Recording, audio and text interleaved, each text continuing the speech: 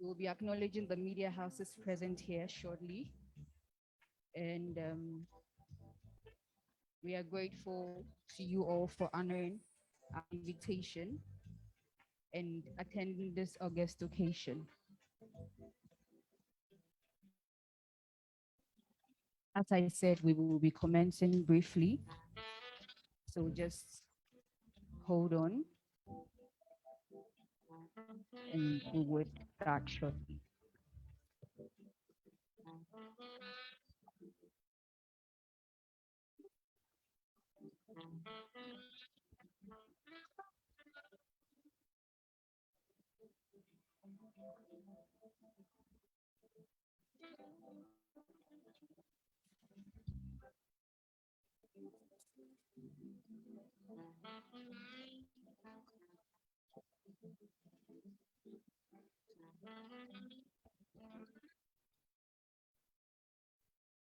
This is a press engagement.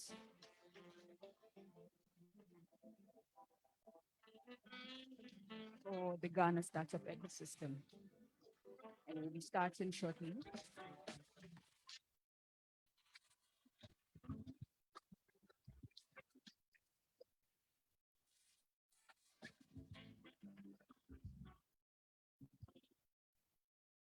Okay, hello everyone.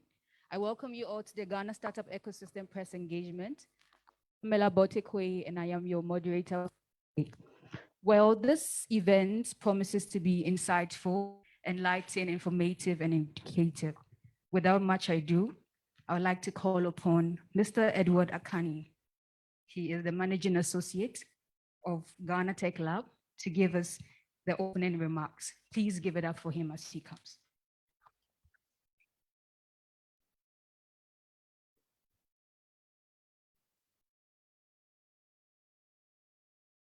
Good morning to you all, and thank you all for coming. It's always a pleasure when we have events like this to showcase the work we do here at Ghana Tech Lab. So basically at Ghana Tech, what we are seeking to do is to drive the digital transformation of Ghana by way of helping young people acquire digital skills and then also helping to build startups. So we started this journey some 3 years ago. Over the period, we have trained over 10,000 people across the country, and we have also incubated and accelerated over 100 startups. So one key driver of all that we are trying to do is the ecosystem. And many times you hear startup ecosystem, you hear about the Nigerian startup ecosystem, you hear about the South African startup ecosystem, you hear about different ecosystems in Africa. And in recent times, a number of research organizations or regions have sought to better understand what the ecosystem is like. And in Africa, one of these ecosystems being Nigeria, there's also the Kenyan ecosystem. I'm basically talking about the tech ecosystem, if I say ecosystem. So Nigeria is far ahead. I mean, they are doing amazing stuff. And you can see the fruit of their work in terms of the startups that they have churned, and then the amount of capital that these startups have raised from investors and the amazing things that they are doing. So you can speak of startups like Paystack, you can speak of startups like Flutterwave, you can speak of startups like Helium Health, and so many others. And one of the things that you realize is that these startups are doing well because of the mature ecosystem that Nigeria has. And as a Ghanaian, and I believe that most of us here are Ghanaians, what we want to also come to believe or have is an ecosystem in Ghana that is also doing very well.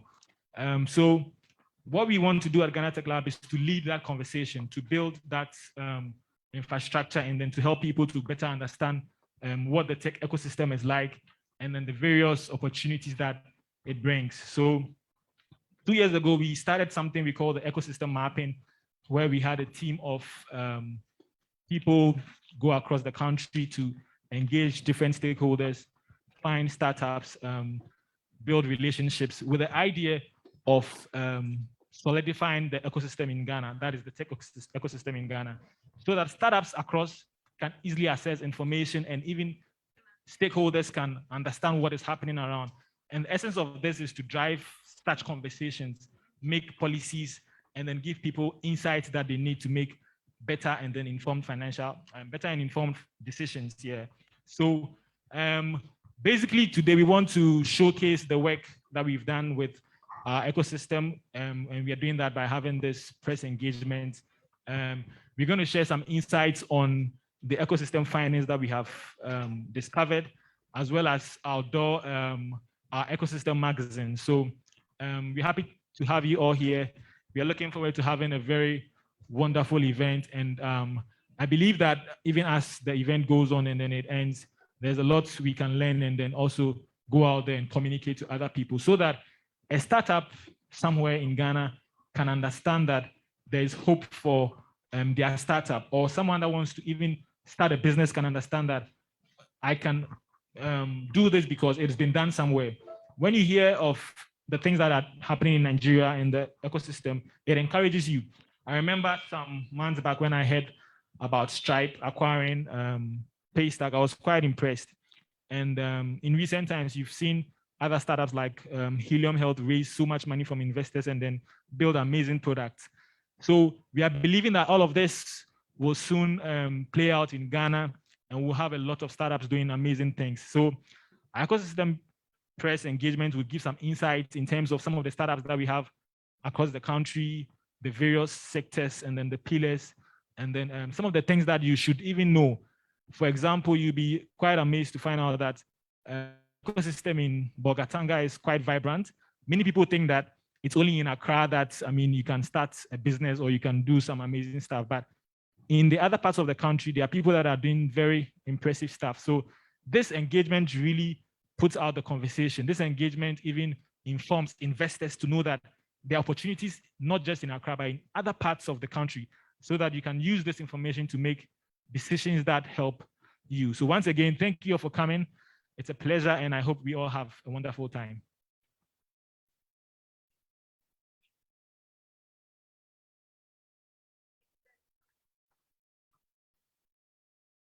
Edward Akani for such insightful opening remark.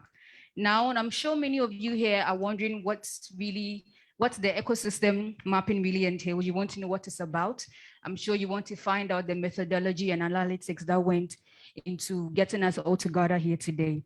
Now, to give us the mapping debriefing, I have the Research Associate of Ghana Tech Lab in the person of Mr. Mohammed Zakaria to take us through that. So ladies and gentlemen, please help me welcome him upstage. It helps us understand, helps us appreciate what the ecosystem team went through, and to help us better analyze it. Please give it up for him as he gives the session.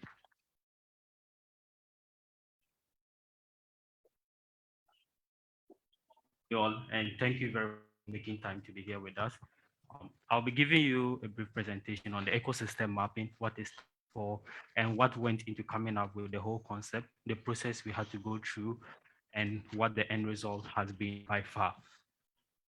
So the Ghana Startup Ecosystem is the name that has been given to the work that we do, which is our annual ecosystem mapping at Ghana Tech Lab. This was started last year, which was the first program, and then we had the next one, which happened this year, early part of this year. Now, the Ghana Startup Ecosystem Mapping forms a part of the Pathway to Sustainable Employment Program that is being funded by the MasterCard Foundation, which seeks to create 30 million jobs in Africa. Specifically in Ghana, MasterCard Foundation seeks to create 3 million jobs across the Ghanaian ecosystems. This is done in collaboration with other partners of the MasterCard Foundation, which includes the Ghana Enterprise Agency, MEST, along other partners of MasterCard Foundation. Now, with Ghana Tech Lab, we believe as part of the Pathway to Sustainable Employment that research plays a very key role. And for us to be able to build ecosystems, we need to undertake ecosystem mapping to build an interactive platform that allows access to relevant, reliable, and up-to-date data that meets the needs of various ecosystem players across the country, which does not only, or is not limited to only Ghana Tech Lab. And this, we believe, would help build a stronger ecosystem for the country. So by this, we set out 3 key components that would define the work that we do as part of the Ghana ecosystem mapping, which was 1, to identify the various stakeholders that form a part of every ecosystem across Ghana, precisely localizing the components or the various stakeholders that we have across the country. If you hear about ecosystems, like in San Francisco, you would be expecting to see or hearing words that are more related to the Silicon Valley. But then if you come back to Ghana, our ecosystems are different. Now, a lot of people conduct research and they speak more to global standards, but then they don't try to localize these standards to the local ecosystems, which is more realistic. And so we set out to localize it and let it be a true reflection of what we have and where we actually want to go. The next part was to analyze. By analyzation, we're looking at being able to define the various stakeholders that we find at the various ecosystems and to be able to also define what the state of the various ecosystems are across the country. And the last part, which was to visualize. So by visualization, we give out a visual, or we allow people to have a perspective on the various ecosystems that we have, the various stakeholders who are existing in there, the actors, people who are influencers in the various ecosystems, and what they do, which then helps everyone to have a clear appreciation of the various local ecosystems across the country. So to set out first, we categorize every ecosystem by 6 key pillars. That is media, women and culture, human capital, access to markets, support and infrastructure, and the government policy and regulations. These were adopted from a multifaceted research that we did, which included reviewing pillar segregation that were done by the World Economic Forum, as well as that of the Babson College of Business in the US. And by this, we're able to come up with these. Media, women, and culture were combined because these characterize 3 groups of stakeholders who are not necessarily recognized in the various ecosystems to a great extent. These are emerging areas, and so we thought that it's very relevant that we put these together and let them stand out. Government policy and regulations spoke more of government and policy organizations that exist or government-funded organizations and their relevance to the ecosystems. Now, some of the government agencies also fall across the other pillars, but then this allows us to categorically let government stand out while everyone gets to identify the other stakeholders that exist. So we moved into the Ghana Startup Ecosystem Mapping. What do we seek to achieve at the end of the day? These were guided by 4 key objectives. Now, the first objective was 1, ultimately to build a national database that allows, or data directory, that allows anyone to be able to have access to information that is reliable and up to date of various ecosystems across the country. Now, by ecosystems, we have been able to map up to 17 ecosystems across the country by far. And by this, we are looking at the major ecosystem or city ecosystem that we have across the country. Kumasi, we have 2 ecosystems that were mapped. In Accra, we have 4 ecosystems that were mapped. And across the country, except for the Savannah region, the Western North region, and then the Ahafo region. These are the only regions that we haven't been able to map any ecosystem in there. The rest of the parts or regions, that's 13 regions in the country, has been mapped. And we have this on our platform. Then we conducted a situational analysis. And by this, it helps us to profile the various ecosystems across the country and to be able to tell the state of each of the ecosystems in terms of the various pillars that we have and what the state of those ecosystems are at the various points in time that we have visited there and conducted our research. And this is a continuous process. Then we also sought out to ensure that we are able to map out local survival strategies of various startups and innovators in the various local ecosystems. We hear about market women in Makola who have been at Makola for years. They pass on, their children have been able to grow their business continuously. Yet we have startups that have been trained and given all the resources, not being able to survive 5 years down the line. Why is it so? Can we pick certain things from local ecosystems and the kind of innovations that exist in these local ecosystems? So one component of this is to be able to pick our local knowledge that cannot be found in books and make it known and let we, the acclaimed formal businesses, also tap into the knowledge and the wisdom of our local innovations. And then the last one is to have a national ecosystem ranking for the various ecosystems. And by this, it helps various ecosystems to compete. Aside the competition, it also steers government policy interventions and local actors to wake up and look at how best they can foster growth in their local ecosystems. And these were the 4 guiding objectives for our work. This is cross-sectional because we at various points in time, and it's longitudinal because this is an annual program and we are going to do it over a period of time to be able to continuously track what has been happening and be able to speak more on when we started, and by far, hopefully within the next 10 years, to tell where we have been able to get to as a country and by ecosystems. Now, having been able to conduct this ecosystem mapping across these cities and with these objectives, we came out with the Ghana Startup Ecosystem Platform, which is www.ghanaecosystem.com. And on this platform, we have been able to conduct an ecosystem mapping with 14 partner hubs across the country. And we have been able to map 17 cities by ecosystems by far. And like I indicated earlier, we mapped Bolga, Wa, Waliwali, Bono East, Tamale, Sunyani, Kumasi, Koforidua, Ho, Cape Coast, Takrady, Nambai, and Accra. And we believe that by the next mapping period, we would have covered the entire country.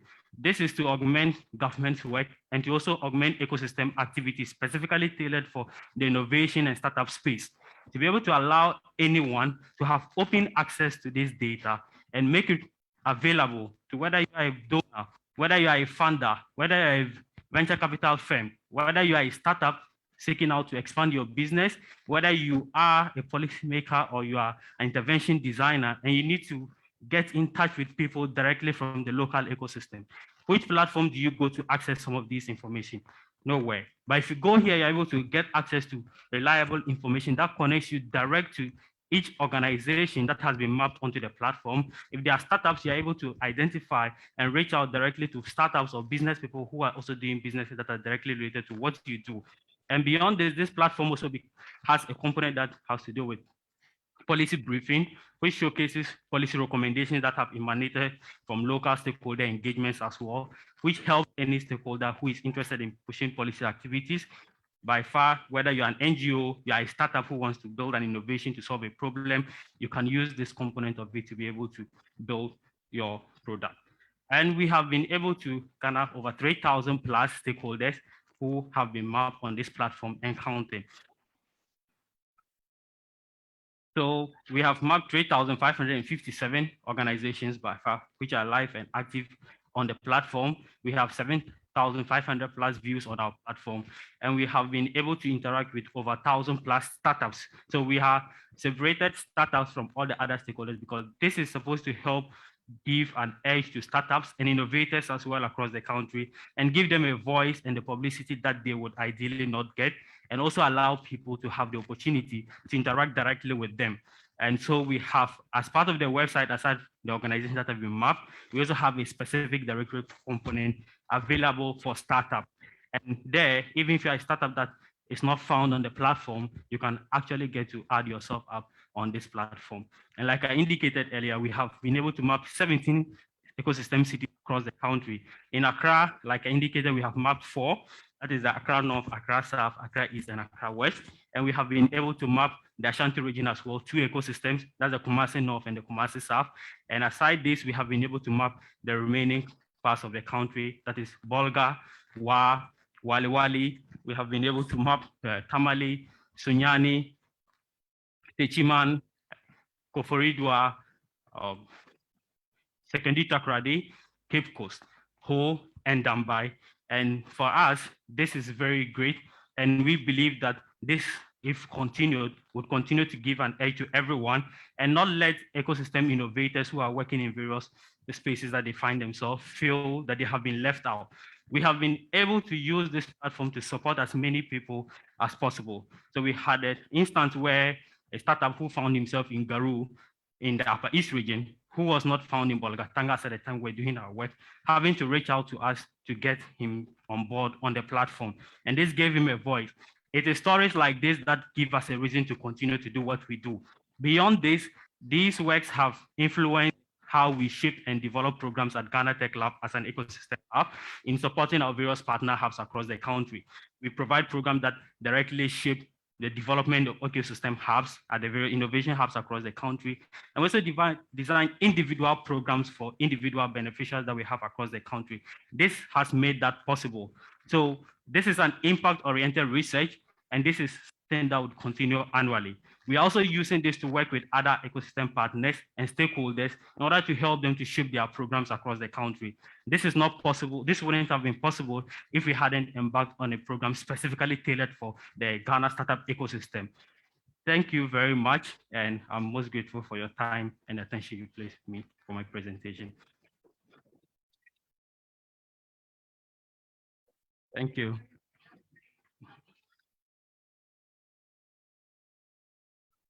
This event is streaming live on the Ghana Tech Lab Facebook page. So I would like to encourage you to share the link with a friend, share it with your colleagues, share with some startups, as this is going to provide them informative and insightful resources that they can use to scale up and build their businesses. I would also like to make mention of our media partners that are present here today. But before, I would like to acknowledge our partners without whom this event would not be happening.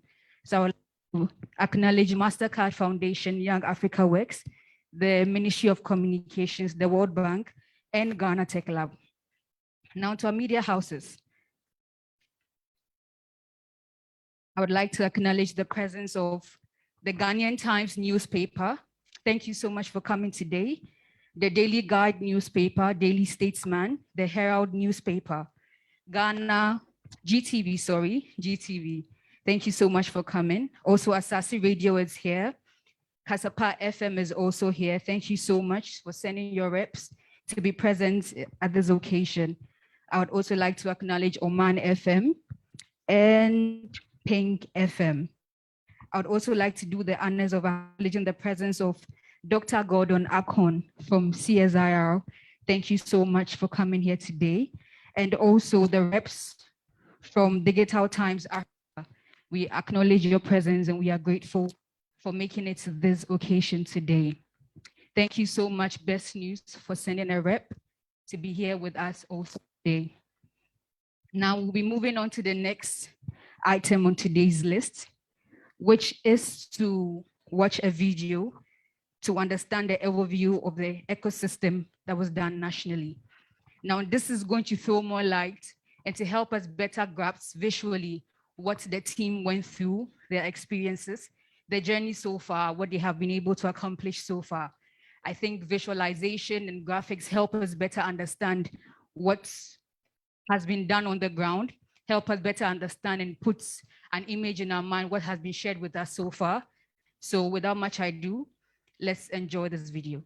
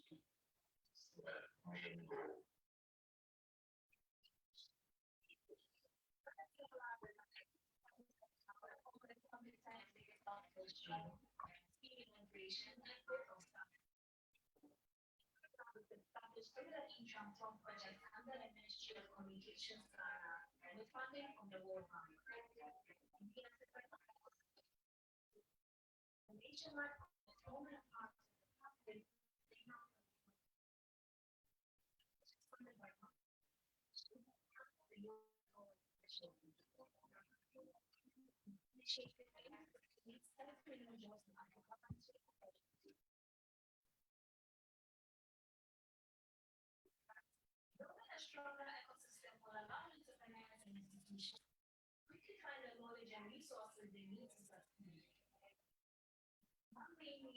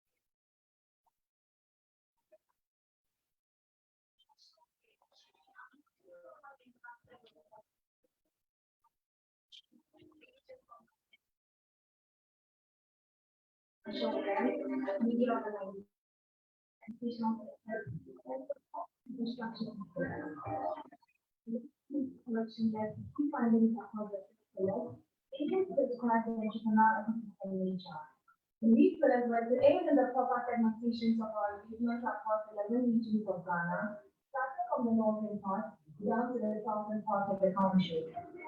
Here are the national families from the pillars. Engaging having traveled around the country for the quality pillars, and they continue to identify various support services and community parties and how police organizations are working to implement the United States and fighting in their various spaces. New items of the out for the fact that one, the government is what they have and working by community.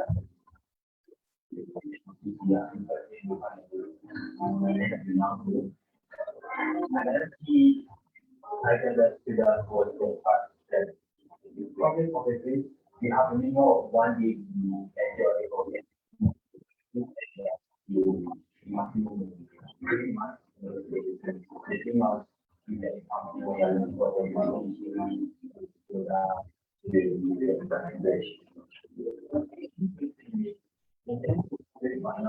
it was realized that most of the youth who are beneficiaries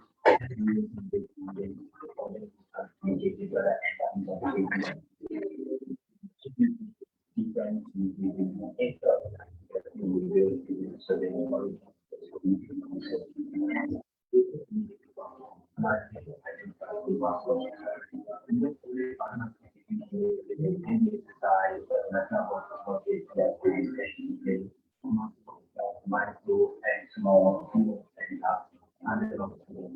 provided funding the last year of people, but realized that it was not enough to provide funding and also giving out to the youth. So one of the findings, some of the findings that we had from the policy side of our engagement as a pillar was the fact that as a country, Ghana is pushing hard to have local economic development committees created at the district assembly level. That's the metropolitan, municipal, and district assembly by the end of 2020.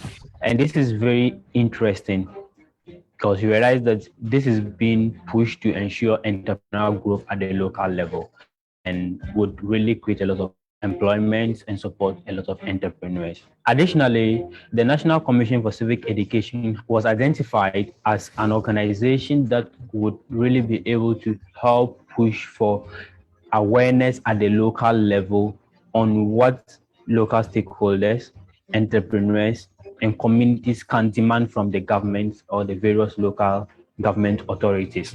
And they have a program that could be streamlined alongside various entrepreneurial initiatives to ensure that local youth and people engage to propose policies and initiatives that their various assemblies could adopt inside their medium-term development plans, or even facilitated through their members of parliament for presentation at parliament to be designed or factored into a national policy document. Generally, on the national level, it was noticed that from the shake-up in the financial sector in the country, it has deterred most financial institutions as well as investors from supporting startups and then local entrepreneurs. This is because of the fear of failure and then their default in payment, which is going to lead to bad debts for all of them. That's going to cause, in the long run, going to cause a strain on their institutions. It's going to also be a problem for investors. So with that, the startups, if you don't, that your idea is not feasible enough for them, they are hardly supporting startups, which is given a growth rate of start or entrepreneurs in the country, keeping them at a low pace. Yes. But with the institutions that are supporting startups, they have special loans given out to them, also willing to give them mentorship programs, entrepreneur programs, which will help them, and then all the financial literacy needed to be able to venture into a business or all knowledge they need before they decide to go to a particular firm or industry. We're going to engage with international banks, local banks, rural banks, microfinance, savings and loans, local investors, capital firms, as well as fund management. For the international banks, we noticed that we hardly find in some of the regions, especially in the northern sector, you find just a few of the banks, international banks, situated there, and as well as the local banks. But the rural banks are spread all over the country. That applies to the microfinance and credit unions. It's hard to get angel investors or local because in the northern sectors and some of the other, because most of them are situated in the country's capital. So engaging with them on level or the local level is a bit difficult because you do not locate them in their regions. With the capital, we got a few to engage with, but the dominant banks in all the regions were the banks, the local banks, as well as microfinances. We were able to locate angel investors in the Bono region, some in the northern region, as well as so all the northern sectors that is Narilugu, Wa, Tamale, and then Bokatanga. So yeah, in the Bono region, and then some in other regions as well. That's the Volta, and then when it comes to the southern sector, western region. Human capital related institutions that were focused on include tertiary institutions, second cycle institutions, skilled and unskilled worker groups like Dressmakers Association, Carpenters Association. Then we also looked out for serial entrepreneurs who can serve as mentors for the younger generation. Then we also looked at how best we can help them all to work together. And we found that the hubs were one of the great places for them all to meet and then exchange ideas through themselves. The top challenges we realized in relation to human capital is the fact that most people find data to be very expensive and not able to learn on their own device. Smartphones are also relatively expensive to most people compared to their average income levels. And for example, in senior high schools in Ghana, mobile devices are still considered illegal. And as such, students are unable to utilize it to the full, learn from it, and then find a way of using it to improve their lives. We're able to engage with over 350 institutions through the various aspects from tertiary to secondary to worker groups. These factors identified runs through all regions. You can see the same patterns from the south to the north, east to west of Ghana. Thanks to the free senior high school program, there's a fast rate of development in the human capital pillar. You see a lot of people who have opportunities to go to second cycle schools, now taking advantage of it to improve themselves. And this is really helping them. They are meeting new friends, they are sharing experiences, and they are working together to better their own lives. On the aspect of culture, a challenge that the cultural institutions that we spoke to face is that culture is gradually dying out. That is, the unique Ghanaian culture is gradually dying out in Ghana, and because of the adulteration of foreign influences. And most stakeholders in the cultural industry that we spoke to were very keen on the fact that attention has to be paid to our culture so that we will be able to preserve culture for future generations. So it turns out to be that though the cultural influences in some of these affect business, the cultural aspect and way of life of people was something that is really dying down. One of the key things we really found out was the size of the popular businesses and the small scale industries across the nation in the capital cities. So almost every capital city that we visited, we realized that the reason for setting up business was to just provide a means of livelihood. So we found out a number of provision stores, basically on the streets. Some businesses have been set up to just provide a service. So one of the key things we also looked at as the accessible market pillar was to try and identify businesses that have been digitalized, in the sense they are IT inclined, they're on social media, they have websites. We wanted to track that IT inclined nature of businesses. From our interaction, we found out that most of the businesses are not really IT inclined. They don't really have that knowledge about IT, especially in the northern regions as well. But when you come to Accra, it's a dominant thing. It's also something that is also growing. People are getting more on social media to advertise their businesses. And they don't naturally even need an office space. They can even operate on these mediums, these social media mediums.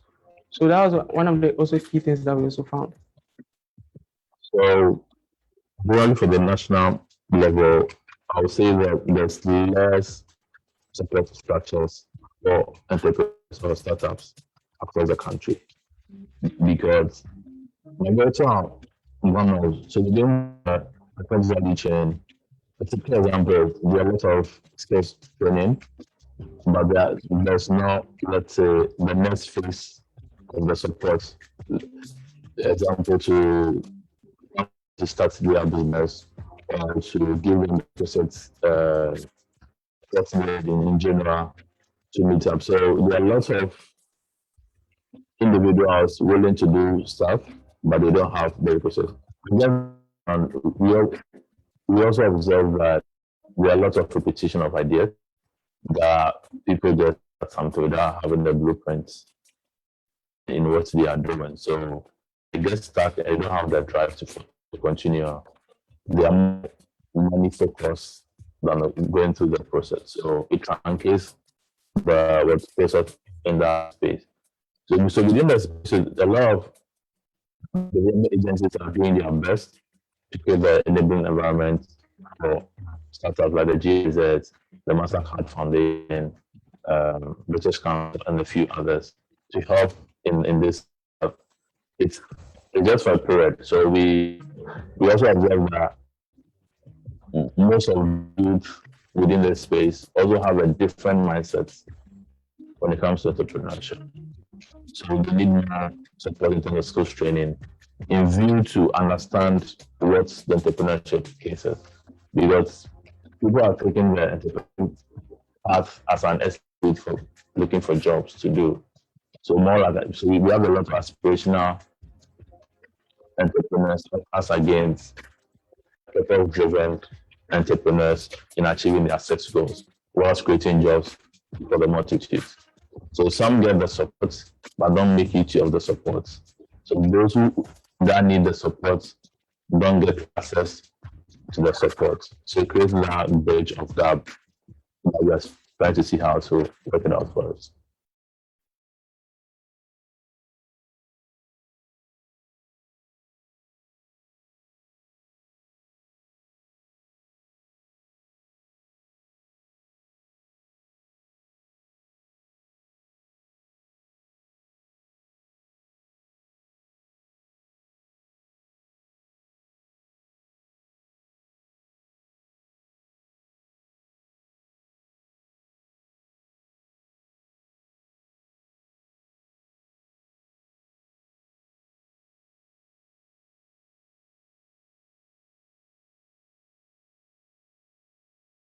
Them understand what kind of questions they can answer for you.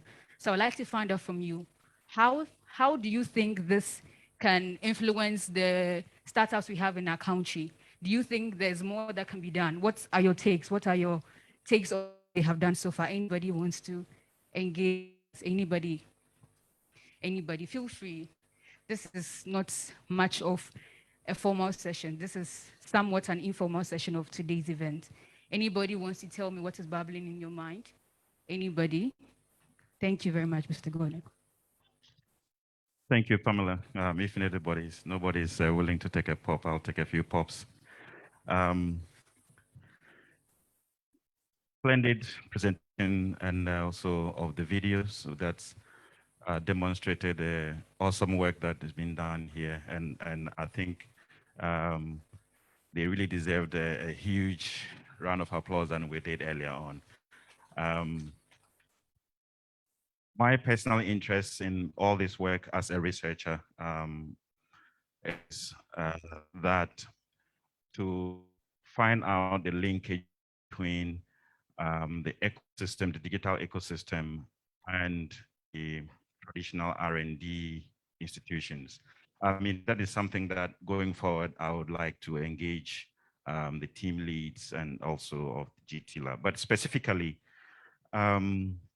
for Mr. Zakaria's presentation, I have a few questions.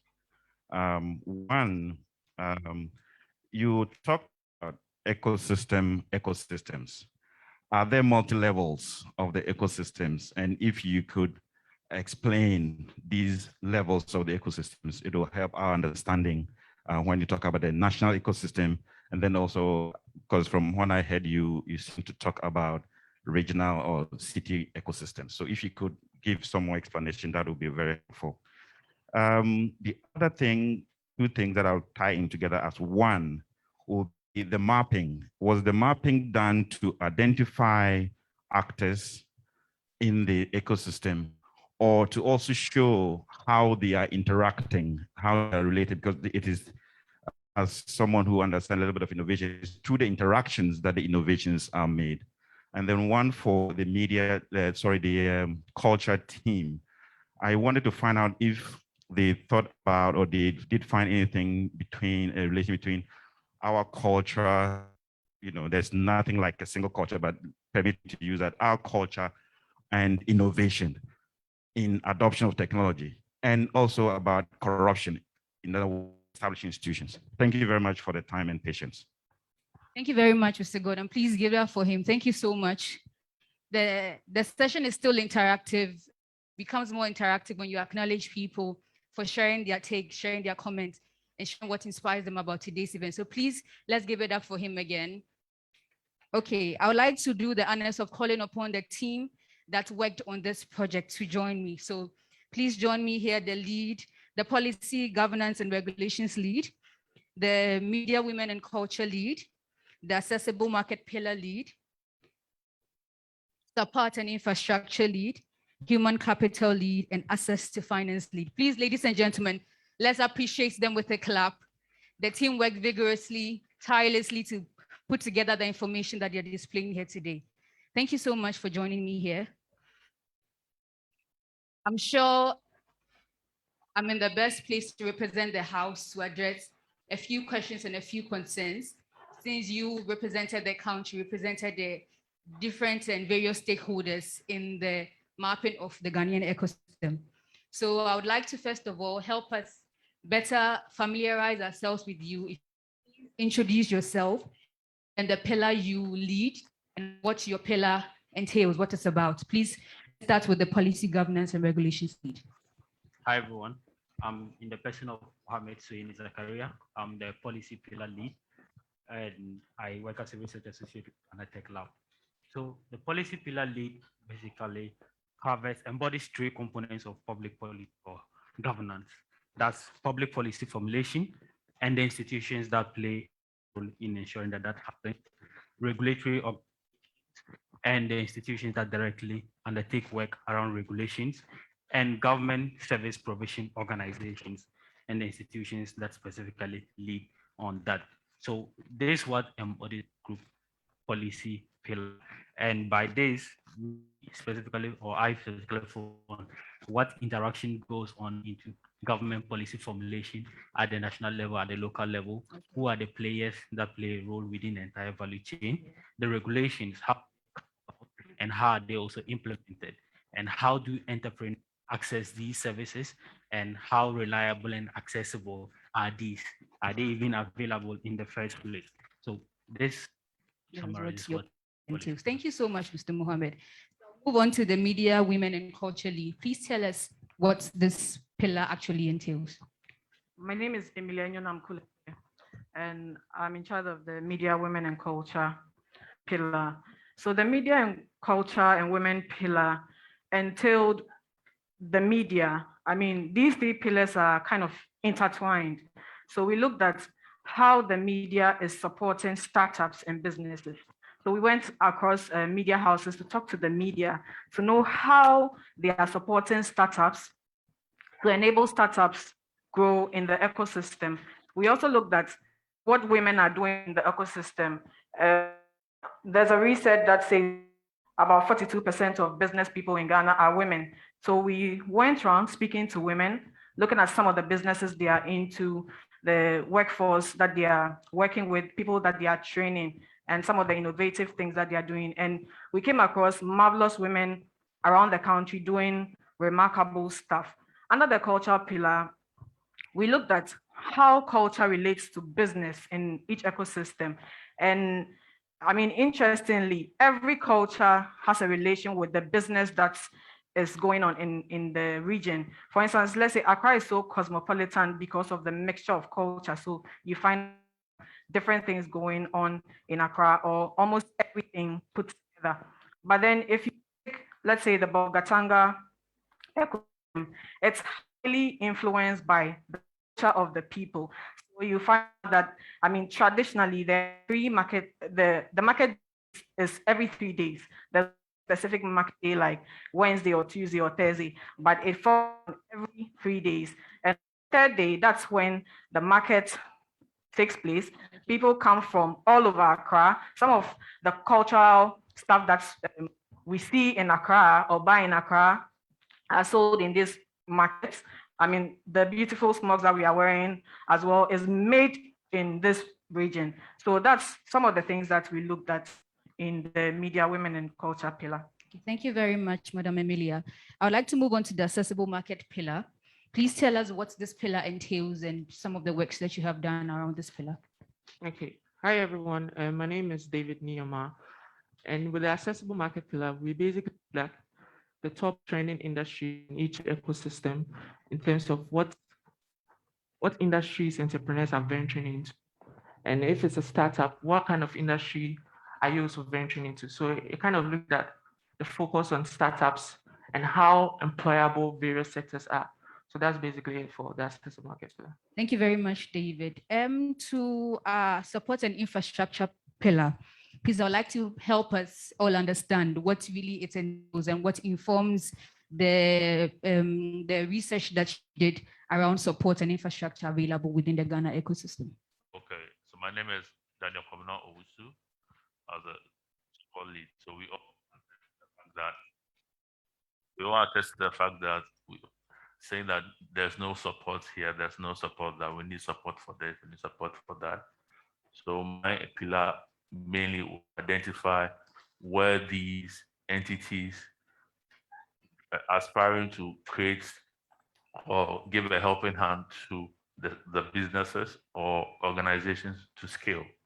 So the social enterprises, the hubs, the agencies in terms of impact investors, development agencies, in terms of which kind of programs are being run within these ecosystems and how is it benefiting the space of the individuals that who are aspiring to join. Then also how then do we connect the dots for them to get either to make them ready, make them investor ready to get funds, or in them were to be employable or job ready. So these are some of the things we're looking at within the space. Okay, thank you very much, Mr. Kwabena. We'll be diving more into your pillar shortly. I'd like to move on to the human capital pillar, since we all form part of the human capital of the Ghana ecosystem. Can you please tell us what informed the research procedures that you took to come up with the findings that you made surrounding human capital in the Ghana ecosystem?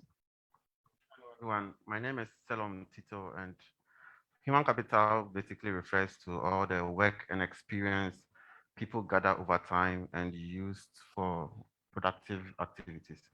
And for the human capital pillar, we focused on the various levels of education that helps you to acquire knowledge.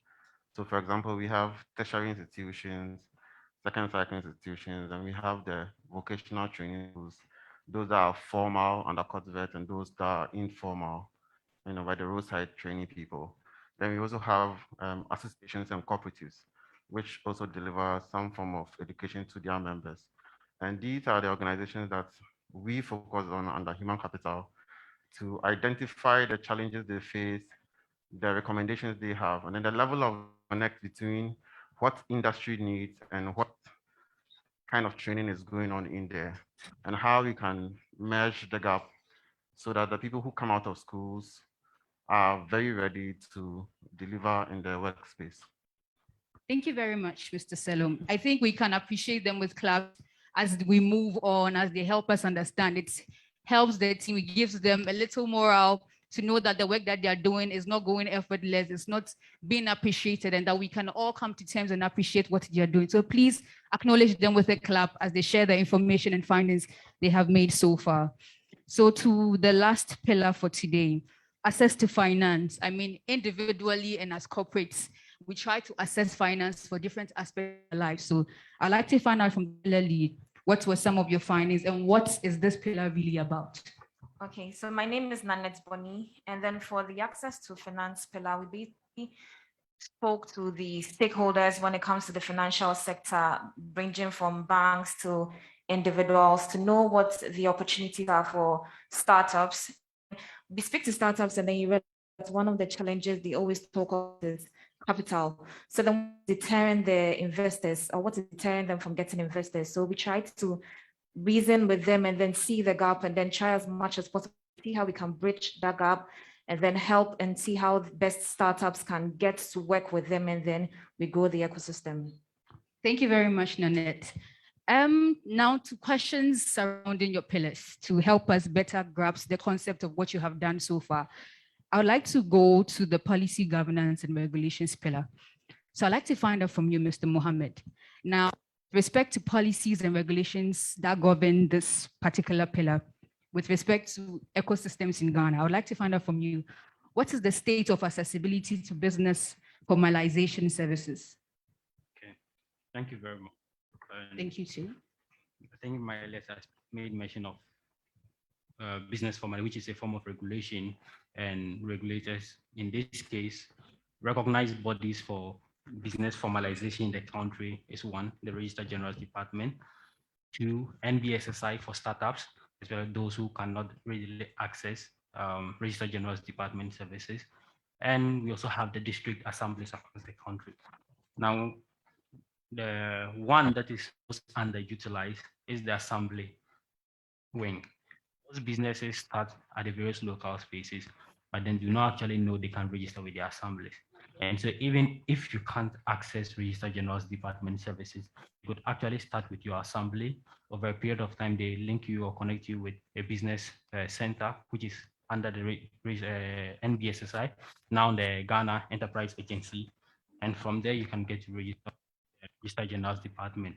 But then from a general point of view, having interacted with various stakeholders across the country, we have these services being accessed more in the major ecosystems, and I'll just mention them: Accra, Takoradi, Kumasi, and Tamale. The rest of the ecosystems, people find it very hard to register with the Registrar General's Department. So NBSSI then becomes an alternative, but they are existing. In terms of access, a lot of people have a problem with it because they actually do not even know that they can access some of these services or this particular service from them. And so you find them only getting to know when probably they are going for a facility with a financial institution, or they're enrolled on a program that requires them to provide certain documentation or evidences so that they can support them. Then they begin to be directed to those places. Aside from most clients who are exposed to things like this, most people don't actually know about this. Yeah. Thank you very much. So understanding what you said so far, you've made mention of some bodies regulatory bodies that are available to help us with respect to creating recognition for our businesses and to help them thrive. So I'd like to move to support and infrastructure. Now, Mohammed has mentioned some bodies or regulatory bodies, organizations that are available to help these businesses. Now, how essential is the role of the support organizations in the ecosystem? Okay, so it's very important in the context where they get formalized. They also need to be skilled or prepared for whatever they are engaging in or doing. So in the context of entrepreneurship, they need to go through a program to understand the entrepreneurial journey. Therefore, there are institutions like the hub networks across the board where they can get these free services. Aside that, Ghana Tech Lab has a platform or an initiative called the Startup Business Advisory Services, where they also get a continuous engagement of free business development services to help that business or that individual to position that, to, first of all, to help solve the need or challenge the person has in scaling his or her business. So these at some point come at a cost, but with the startup bars and other initiatives, it comes for free. So when policy position or formalizes the business, it also makes the person is one checklist to be able to go to access to finance or banks or wherever to get investment, because if you don't know where you're coming from, you're not able to connect the dots. So support comes in, one, the entities are available now as against then, and two, there are lots of programs happening in person and virtual that they can plug into to help them achieve their set goals.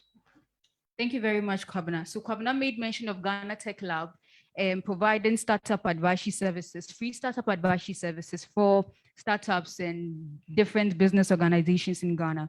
I would like to acknowledge the Ghana Startup Network, which comprises of 17 partner hubs across the country that Ghana Tech Lab works with to share resources so that other people outside Accra can benefit from this support and infrastructure. So still trying to connect support and infrastructure to the kind of role it can play in helping startups and helping business organizations and regulatory bodies. I'd like to move on to the human capital pillar. So to support us, we need people like channel by which the support can come. So I'd like to find out, I'm sure we all want to find out, how is the state of the human capital ecosystem in Ghana as they are a form of support, or they provide a form of support to us individuals in the ecosystem? Okay, so the human capital ecosystem is improving at a very fast pace. And this is something I'm very excited about. If you go around the country, notice that a lot more people are learning online, and the pandemic has even made it more imperative, like you have to do this.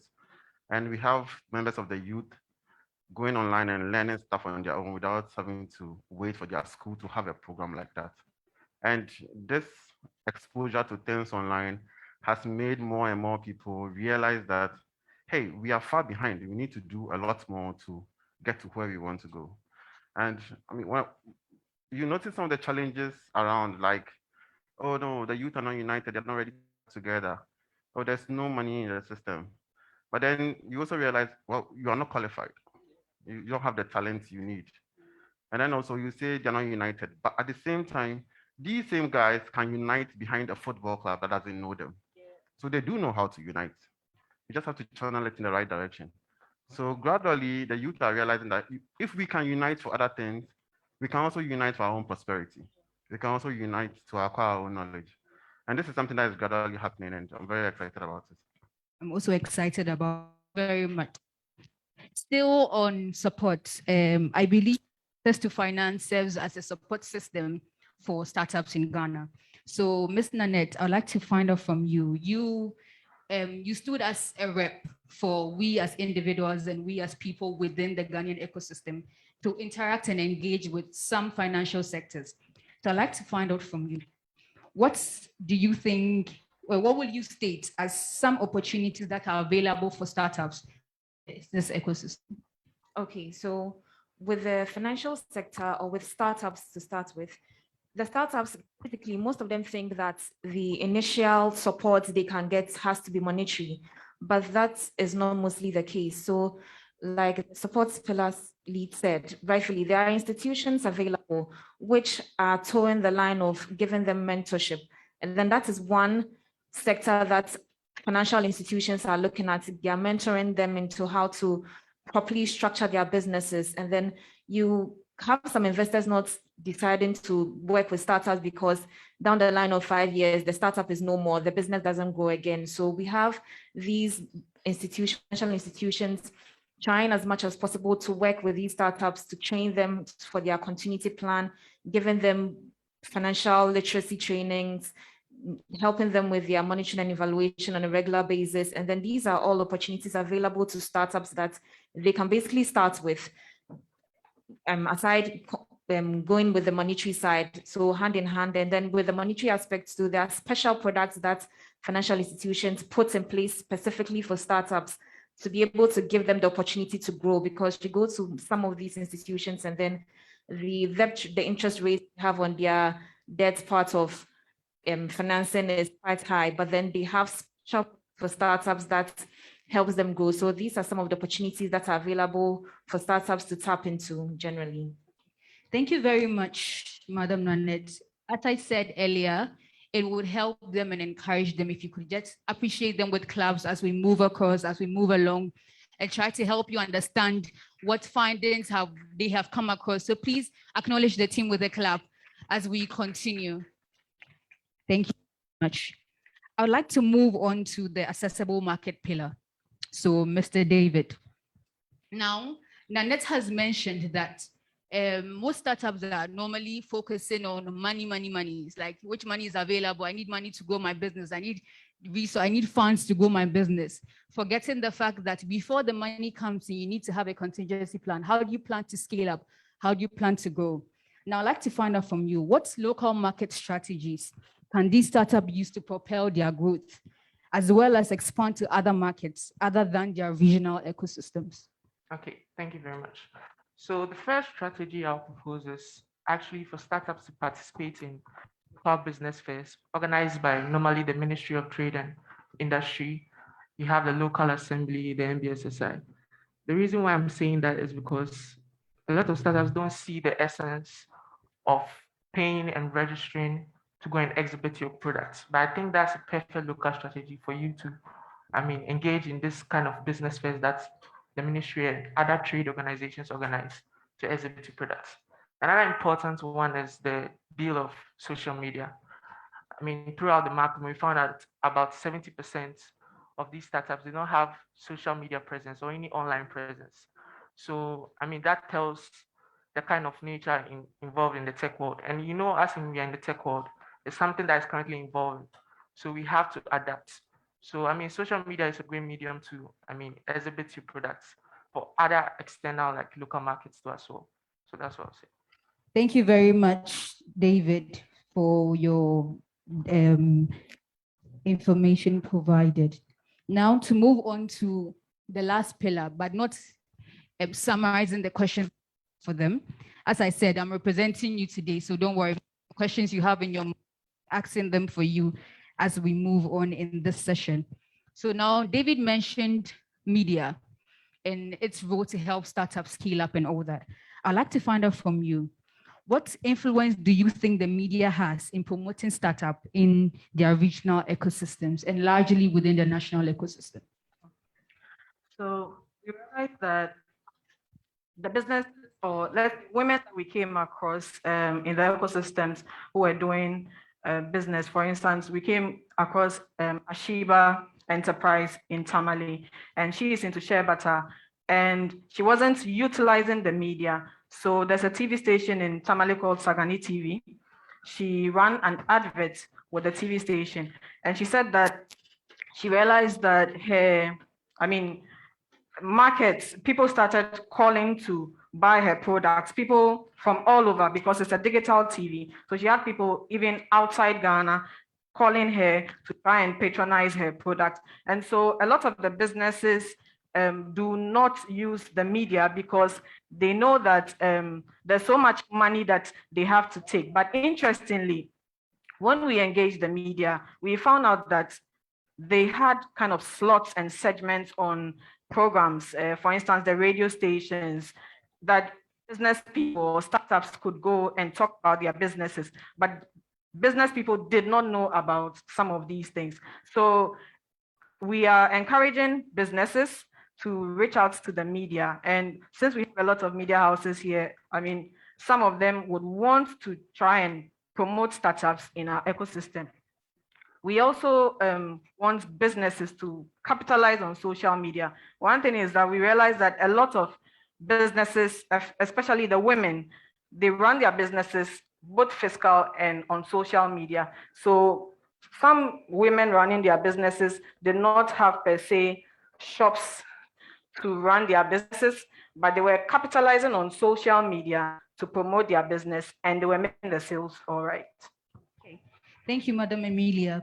Now you have mentioned the role or the influence that the media has in helping these startups. I'd like to find out from you, in as much as they are playing such a significant role in the lives of the startup, what is the state of media, women and culture ecosystem in Ghana right now, looking at the significant role they have in helping we startups? I say we because I'm representing everybody here. So we startups scale up. What do you think the states they are, or what states do they find themselves in right now? Are they fulfill this influence that you have mentioned so far? Who has a very strong state currently. I mean, looking at COVID, for instance, businesses shot up in terms of sales during the pandemic because they have to capitalize on social media to promote their businesses. When it comes to women, we realize that there's a very strong force of women running businesses in the ecosystems. For instance, this year in Bolga, we came across a group called the Single Mothers Association.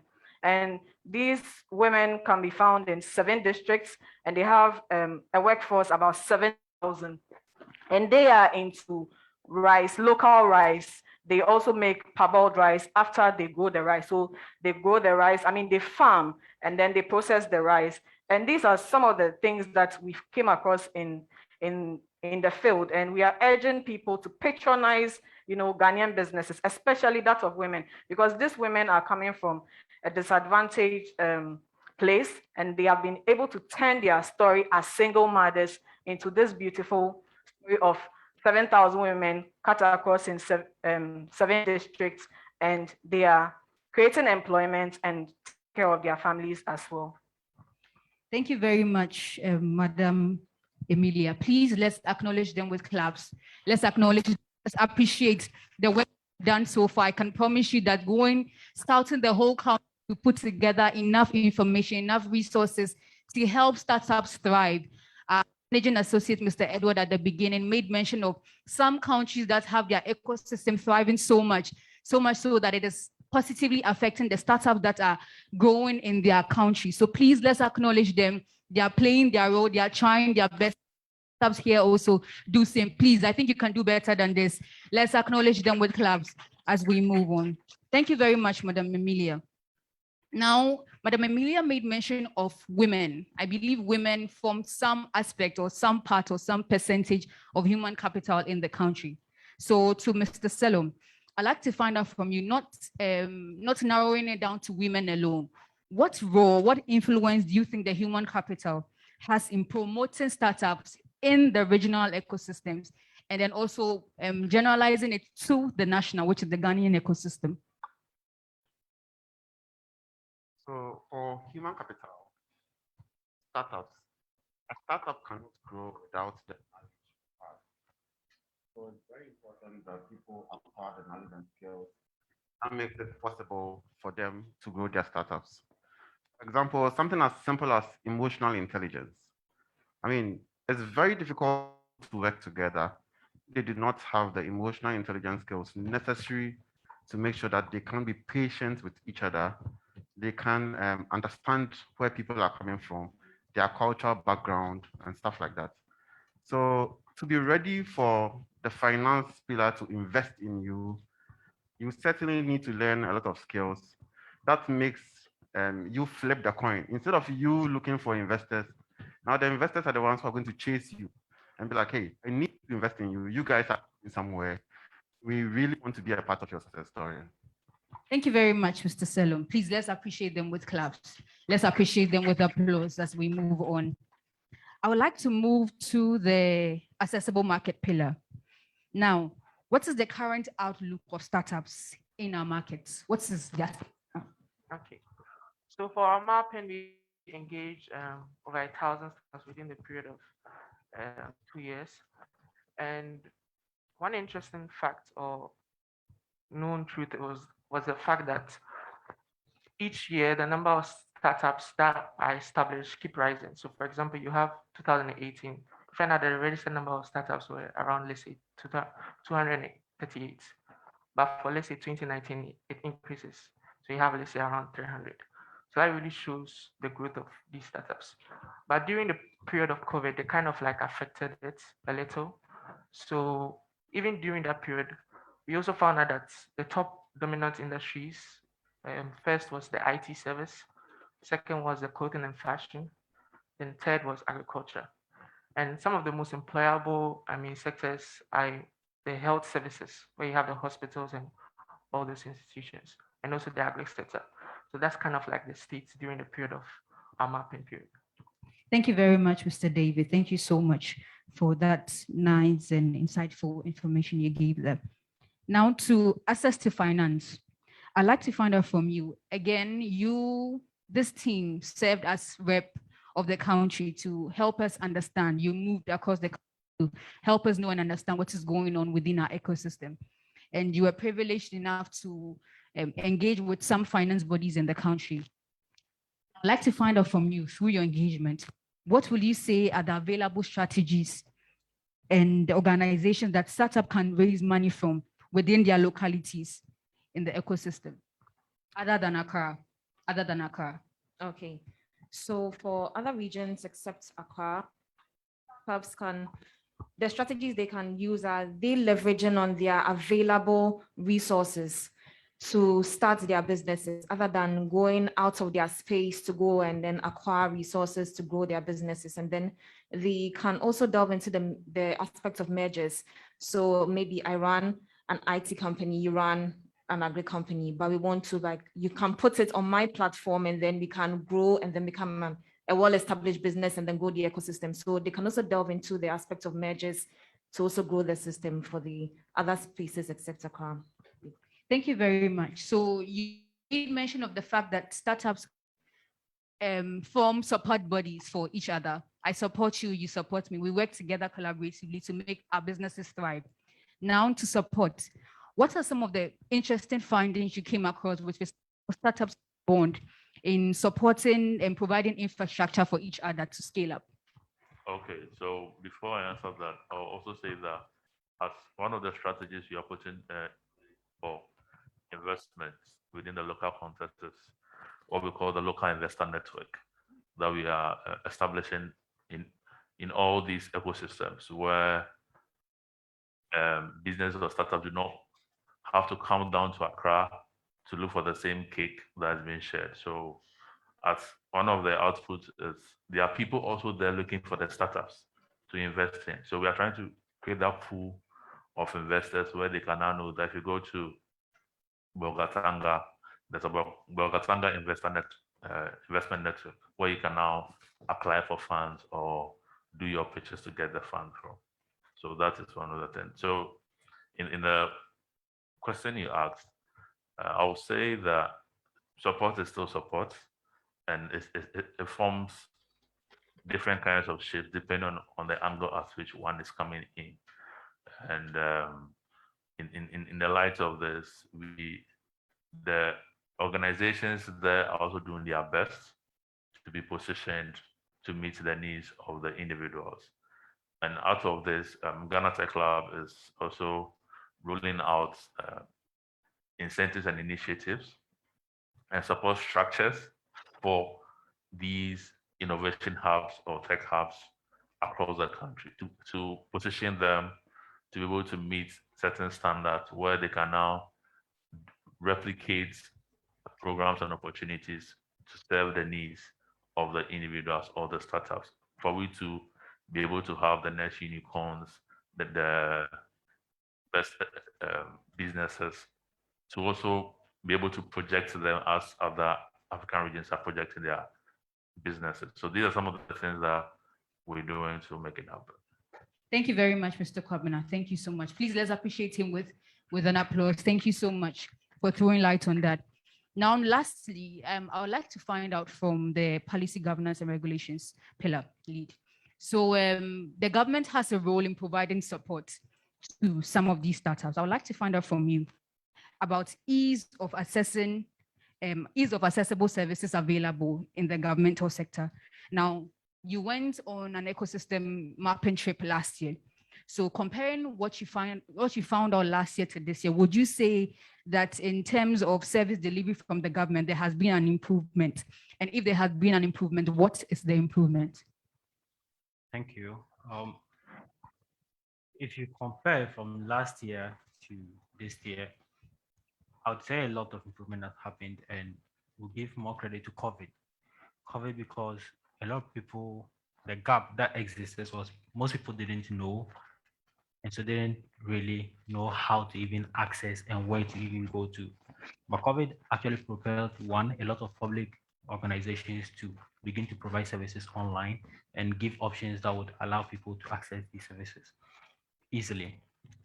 And convenience plays a very key role in accessing services from any public or government institution. And the public generally also in trying as much as possible, because these were the options that were available. Most private sector entities were either closing down or shutting down. So what were you left with? You had to also go with what could not shut down, that's the government.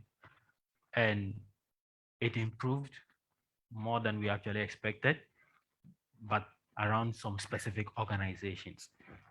One, the business support related organizations like the NBSSI.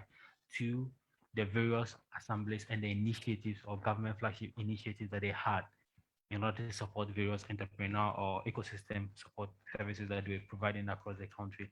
Aside these, most of the local level policy or government organizations actually access to services from most of them even got worse, where we found more of regional offices and the national offices that are getting like very, very good and better, because these are the people that everyone sees and know about.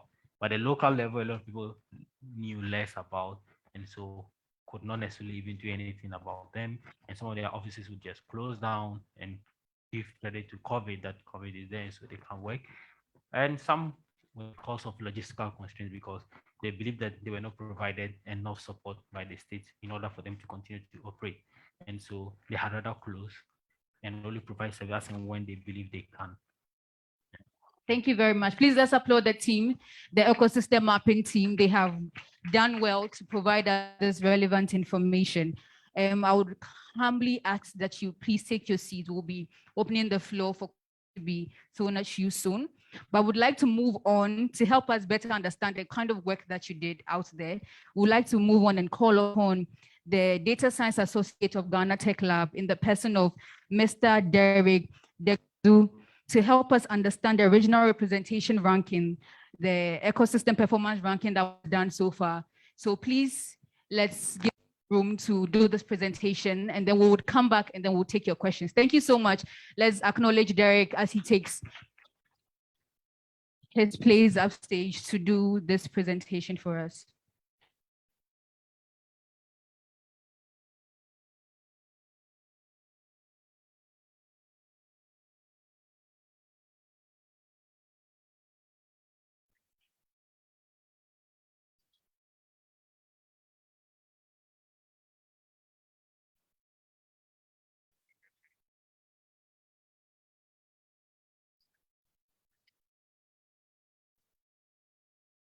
So with what was done so far, there was the team went to regions across the country to grade them and rank them in terms of what they are doing within the ecosystem.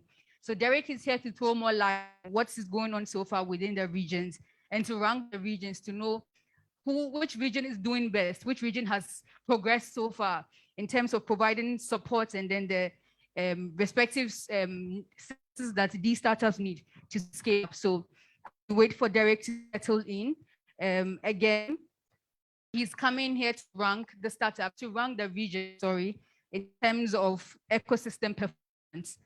So leave the floor to Derek to help us understand what regions are doing so far with respect to the ecosystem. Thank you very much. Thank you very much, Pamela, and good morning to everyone here. Thanks for this invitation. My name is Derek. I'm the data science associate here, and for this particular project that is on the mapping of ecosystems in the country, I'm here to present on some of the challenges needs that we possibly need to know, and then at the end of the day, what can we draw or what conclusion can we make so that it helps almost all of us here and any other stakeholder that is involved to maybe capitalize on this and then make decisions going forward. First of all, I want to know from all of us here, especially the media, many of the media stations here by hand have a regional representation across the country, a regional correspondent across the country. Just two. Any other? Regional, okay. Right. And how many of us were actually born and raised here in Accra? Great. How many of us have also traveled from some other regions to come here to come and work? So that's the number. Now, I think most of us here will agree with me that one of the things that we have identified for some time now, it has to do with whether entrepreneurship has a place in our country. And then if they do, what can we do to make sure that we are getting them to progress even as we go further? So I think you have already seen these guys. They were the guys who are responsible for this, let me say, the data collection and with the other actors in place. So first of all, we decided to use we decided to go by using 6 pillars, which I've already spoken about. Each of these pillars had other actors who are doing very well in terms of how they help to get the pillar to go. And in other ways, at the end of the day, how do we make sure that all of these pillars are actually helping in shaping the ecosystem in such city or maybe the region? So for this particular analysis, one of the things that we have to come up to know as to what set of questions do we need to ask going into this particular analysis. And to help with these questions, I made some few ones. One of the questions that we're asking was one, the opportunity perception. So we are looking at, can the population identify opportunities to start business, and does the institutional environment make it possible to act on those opportunities? That's one of the questions that we're asking from this mapping that we're doing. The other question had to do with startup skills. So wanted to know, does the population have the skills necessary to launch a successful ventures? The other question has to do with risk acceptance. So we're asking, are individuals willing to take the risk of starting a business? Is the environment relatively low risk, or do unstable institutions add additional risk to starting a business? Other question has to do with networking. So wanted to know that, do entrepreneurs know each other, and how geographically concentrated are their networks? Other question is about the cultural support. So culture, we wanted to know, how does the country view entrepreneurship? Is it easy to choose entrepreneurship, or does corruption make entrepreneurship difficult relative to other career paths? Other question is the opportunity startup. So are entrepreneurs motivated by opportunity rather than necessity? And does governance make the choice to be an entrepreneur easy? The next question has to do with technology adoption. So is the technology sector large, and can business rapidly absorb new technology? Then we look at the human capital. So are entrepreneurs highly educated, well-trained in business, and able to move freely in the labor market? Then also for competition, we wanted to know are entrepreneurs creating unique products and services and be able to enter the market with them. Then also wanted to know product innovation. So is the country able to develop new products and integrate new technology? Other question was about the high growth, process innovation. So process innovation wanted to know whether businesses use the new technology and are they able to access high quality human capital in the STEM field? And then also for high growth, we wanted to know, do businesses intend to grow and have the strategic capacity to achieve this growth? And then finally, wanted to also know the risk capital, whether or not is capital available from both individual and an institutional investors. So earlier, my colleagues have already spoken so much about what they captured when they had this data that they are capturing from the grounds. And many of the insight that they have already shared with us point to the fact that, well, our ecosystem are very promising. Some are doing well. Others need to have some sort of a new direction going forward.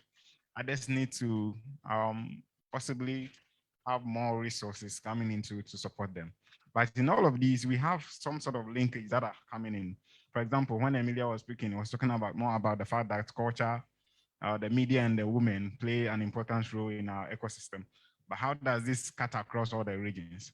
Most of the studies that have been conducted point to the fact that if you go to certain part of the country, it is very easy to say, well, I bought a service, I want to pay with Momo.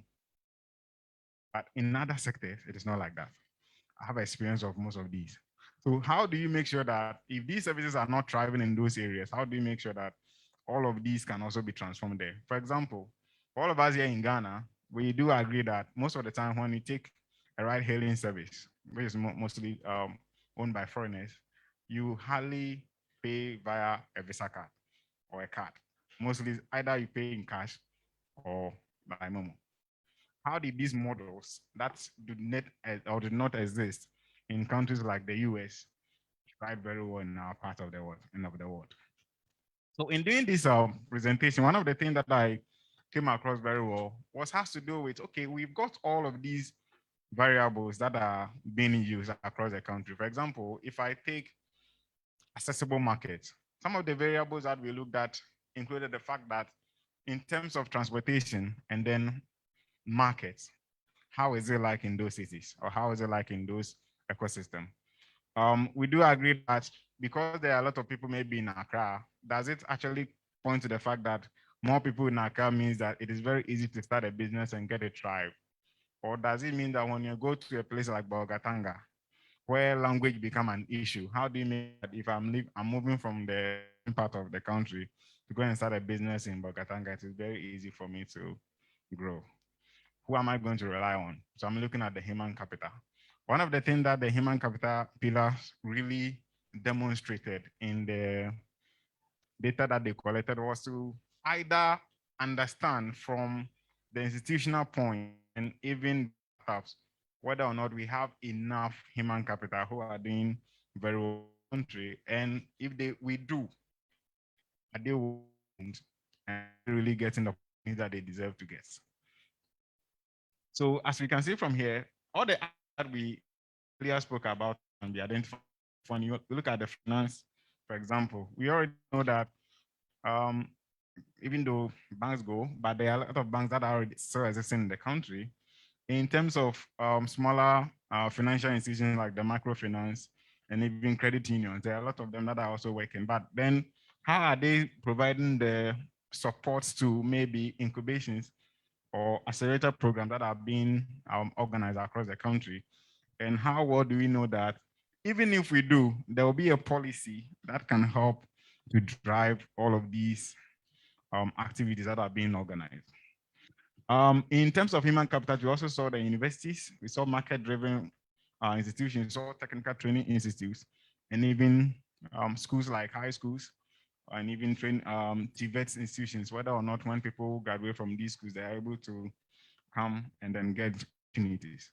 But then the link also has to do with, okay, there is these institutions that are emphasizing on? Are they well distributed across the country? So maybe a recent act to make certain campuses in the north become an autonomous cities. Did we have universities that were actually existing in cities? If the answer is no, then the question then comes, what percentage of their population are even able to come to the other part of the country to access education?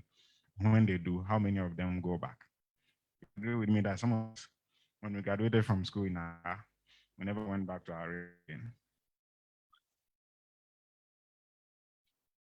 Okay, then in terms of the media, I want to speak about the role models part, because one of the emphasis that we are seeing here is that most of the young people who want to even start up businesses, one of the things that they lack so much has to do with who is going to direct us and how going.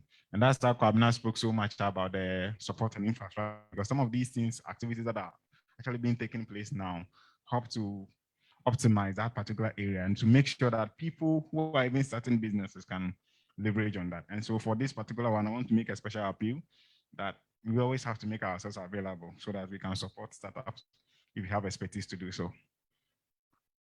Then another emphasis was also on the either we are actually providing, although we are growing in terms of ecosystems and then businesses, but are we doing green ecosystem to make sure that we are actually protecting the environment?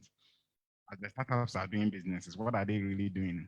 And are they doing things that are also helping to sustain our environment? That is also another thing that we have to look at. Okay. So going forward, I will share with you some of the data that we actually use to formulate the hypothesis about the ecosystem as a basis for decision making. I will try to also visualize some of the actors that were important here, and then we'll do a city ranking and then do some comparison on that. And then I'll make sure I'll present some hypothesis on what we have seen.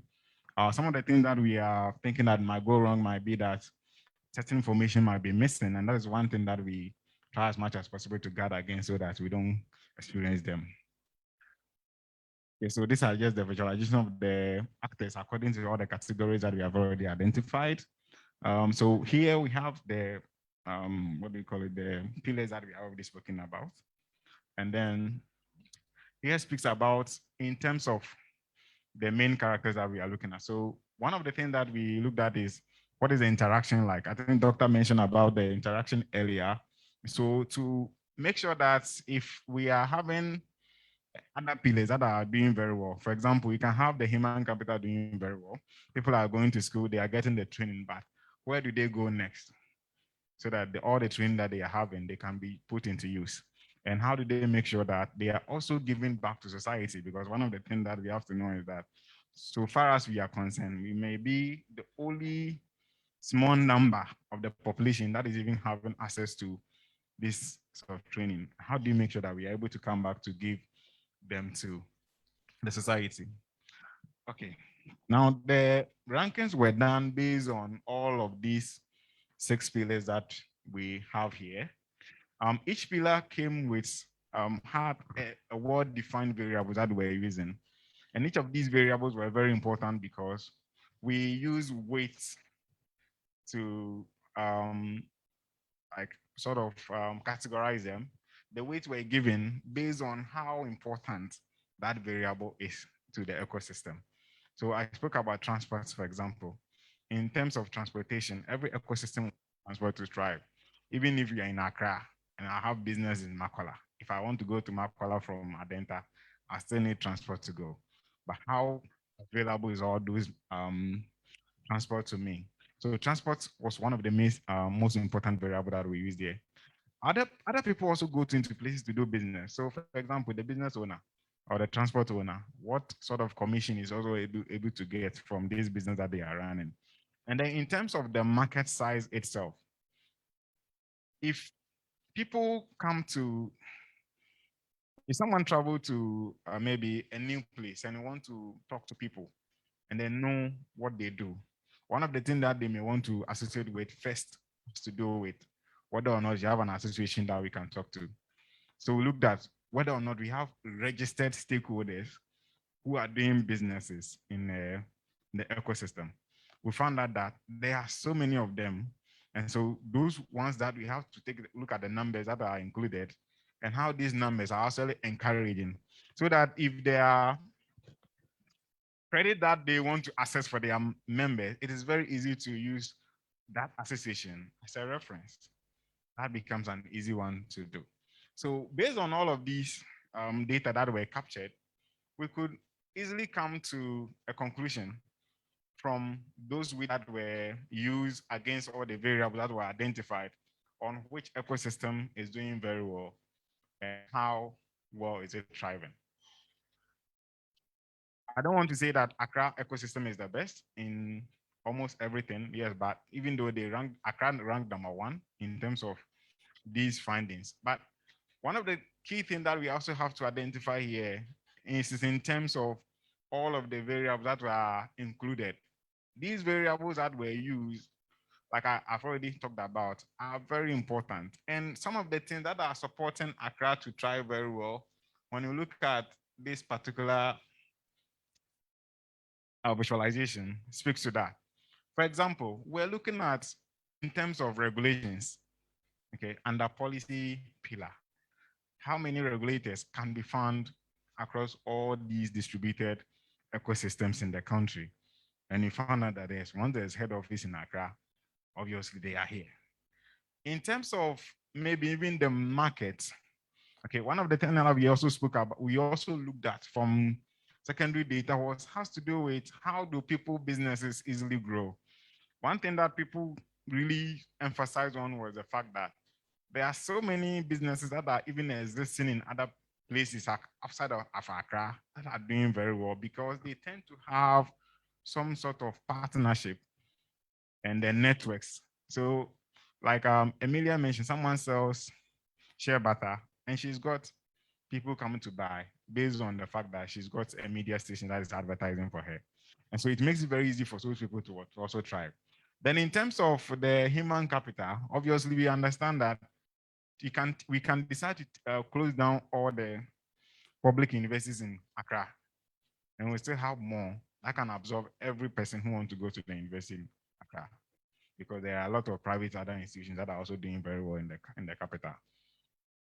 Research institutes are here, and Doctor is one of them. So yes, in terms of media, we do agree that if we decide to take a data of things that happens on a social media like Facebook and Twitter, on the social media side, we'll get to see that most of the users that do these are saying Accra or Kumasi. And it becomes very easy for users, like someone who's an influencer on Twitter, to start advertising people's business at a fee. And then for the media here, you can also agree with me that because we have large following, if you decide to advertise businesses every day, you get a lot of people also following up on those businesses. But the important thing is that we had an ecosystem like Bogatanga doing very well for this particular analysis that we did. One of the key things that I found out from this one was the fact that one thing, the localization, that decentralization, for which now new regions have come up from the existing ones, is helping to at least get some institutions going into all of these areas.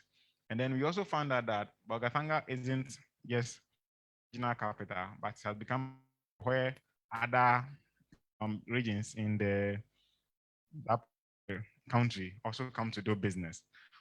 They are close to other neighboring, let's say, West African sub-region.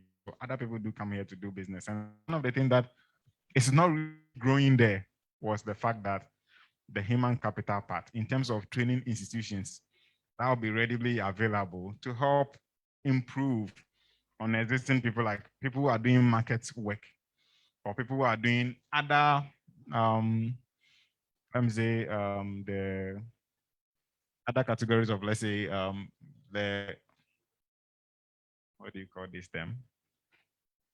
The informal sector. How do I can make sure that the informal sector is also doing very well is another thing. So this is the regional breakdown. Let me just show it here before we can go to the next thing that I have to speak about.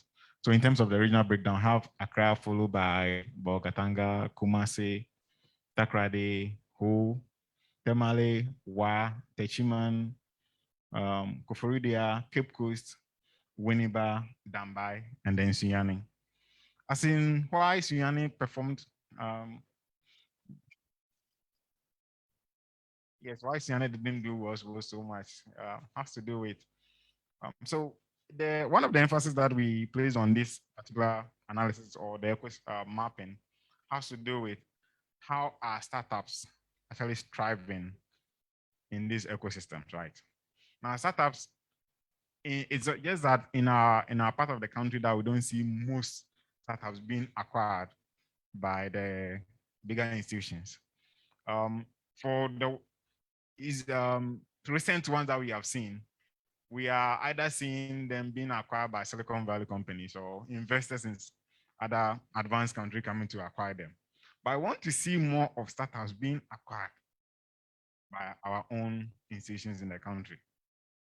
And because there isn't so much growth for such ecosystem, it becomes very difficult to have certain pillars also thriving very well. Of course, I do agree that when we started this whole startup programs, there has been some hubs in Sunyani that are doing very well, but we are looking at the links to other pillars and how they can sustain those pillars to also grow. That is obviously a reason why Sunyani is not doing well. But then in terms of the human capital, there already exists a lot of them. But the idea is how do you make sure that we are making or putting them into good use to improve on this emphasis. At the end of the day, one of the key things that we are interested in is to actually present to you a hypothesis based on those analyses that we have come across. One of the key things that everyone speaks about is need a national strategy for entrepreneurship to be in place so that it can actually serve as a cushion. Because one thing is we do have people who are leaving school and they are wondering whether or not to start their own business or to go and look for jobs that are not existing. And that is why there's mass exodus of people coming to join queues just to make sure that they are able to present their resume. Now, business registration, we also found out that it's a big constraint for most entrepreneurs. Fortunately, for most hubs that are existing in the country, under most of the programs that we have, there has been a lot of connections that a lot of networks that helps them to register their business with ease. But generally, it is a difficult thing for most businesses to do. Either because there's so much that are expected of them, conditions that they have to meet, and these conditions, most of them are not able to meet. So it becomes difficult for them to go ahead to register their business. And we know that if your business is not registered, that means you can't have anybody doing business with you. Because people are concerned about the trust. Now, if you have a business, at least I know that there's something existing that I can go always fall on. Then for young firms, we also found that tax administration is a severe headache or obstacle for them. How are tax system like, and how do you make sure that if you're a young business, we can give you maybe some tax exemptions, and even if you are paying tax, what do you need to be able to file your tax return? That's also becoming a big deal for them. Then in terms of the private or public-private partnership that I spoke about earlier, even though we do expect that the public sector and the private sector should have a mechanism in place that helps businesses to grow, but it should be formal, such a way that even if I have a small business, I can still provide service to the public sector, even if I find myself in Dambai. And I don't need to really come to Accra before I can do such a thing. Then we are looking at the issue of crowdfunding. Now, crowdfunding is becoming a source for most startups these days in the country and especially across Africa. But the issue is that there's no framework, a regulation in place to do this. So people don't tend to believe or trust in many of these, but it has proven to become one of the effective ways you can raise money. But to what way can we do that? I don't think we want to hear another story of someone running away with your what? With your funds. Then informally, rates in women-led businesses is high. I think we have seen several international magazines speaking about this, that Ghanaian women tend to be very entrepreneurial. As anyone of us come across those news, and that is good. But the point is that most of these are informal. And so one of the things that the ecosystem needs to be really up and doing is to look at how we can formalize this, because in terms of supporting businesses, you need to look at those who can actually set up businesses and those who can actually make sure that the business can actually grow so that more people can get employed. And this was under the business environment and the investment climate. Now let's look at the second one. So we are looking at the interacting actors. Now this is very important because entrepreneurs are overwhelmed by the complexity and the fragmentation of the offer in business development service and then training. So one thing is this: even though we do appreciate the fact that a lot of organizations are all trying to offer business training programs for entrepreneurs across the country, but we're also looking at sometimes the complexity that has to be involved in making sure that this is done.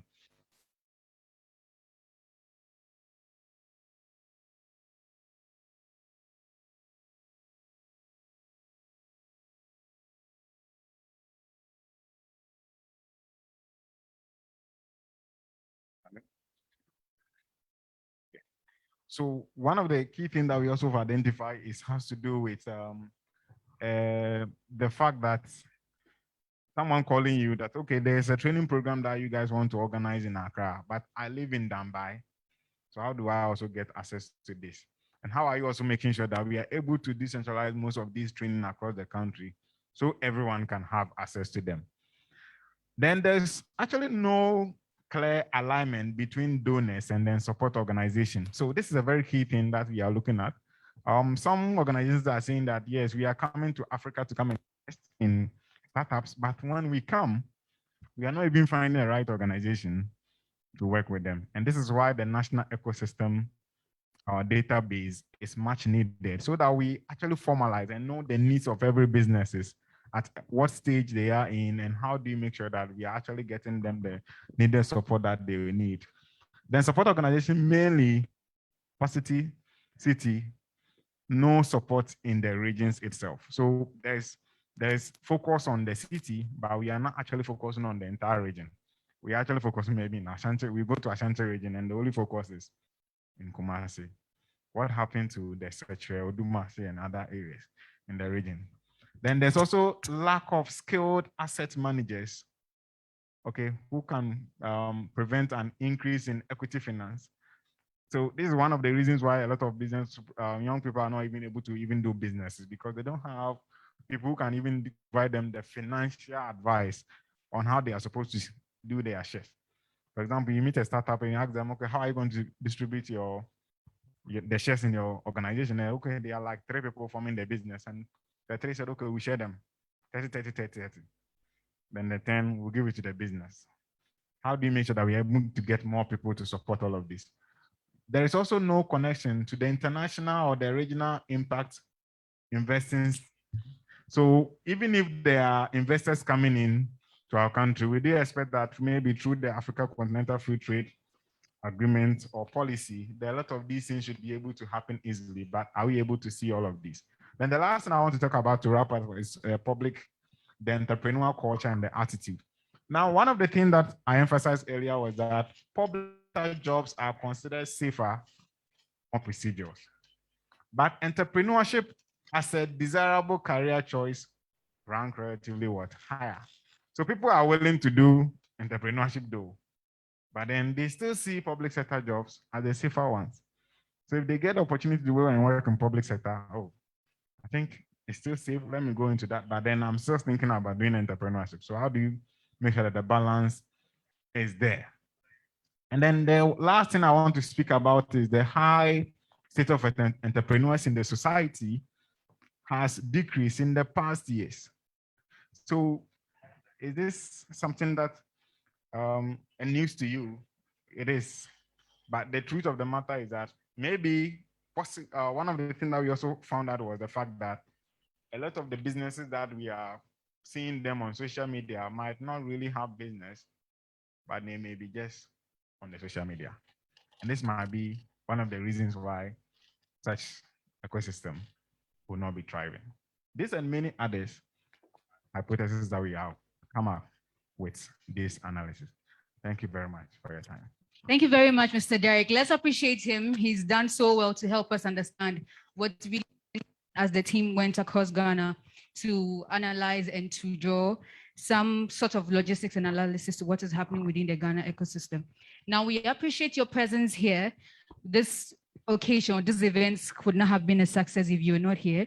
We'll be wrapping up shortly, but I would like to acknowledge a few media houses here and a few stakeholders that have graced this occasion today. So I'd like to acknowledge and honor the Baobab Entrepreneur. I would also like to acknowledge Pink FM. Thank you so much for making it to today's occasion. So also Metro TV, Top FM, and Joy News. We are very honored to have you here today. Your presence here is greatly appreciated, and we are grateful that you made it to today's occasion. Now, without much ado, I'd like to open up the floor to take 3 comments or questions from the guests here, from the audience, from the house today. We would be opening up a session where you can get to interview and interact or engage with the pillar leads individually after the session comes to a close.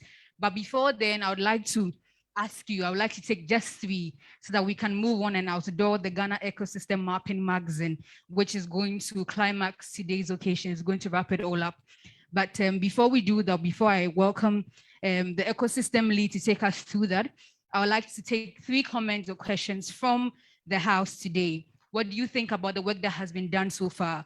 What questions do you have for them? Dr. Gordon, I would like to say that your question has not been ignored. I would like and I appreciate it if you can just give us one, then later interact with the pillar leads later so that somebody from the team can address your question. So I would like to start with Dr. Gordon since he asked the first question. Then I'll move on to 2 other people to give comments and other questions. And then we can move on to outdooring the magazine. Then you can engage with the pillar leads individually and interview them after we are done. So Dr. Gordon, your question. Thank you very much. Again, let me acknowledge the brilliant work that has been done by the team. And let me also acknowledge the one brave man in the room. We beat out number, didn't we? Those who are sleeping, I'm sure are awake now. One comment I really want to make is one, how are you communicating all these ideas to the policymakers? In other words, what is the advocacy all around this, the work that you are doing, so that where policy needs to be made, the policy could be made or reviewed in order that the entrepreneurs that you, or the ecosystems that you want to help, you're helping. The second thing that I want to add is that, we talked about formalizing the informal sector. And I think that there's something important that is happening that probably you are aware, the National Digitalization Program addressing the ID card, and now you have to use your national ID card to register your mobile SIM and all of that. All these are part of, formalizing a way so that if someone is in the informal sector and they could be identified, they could easily access certain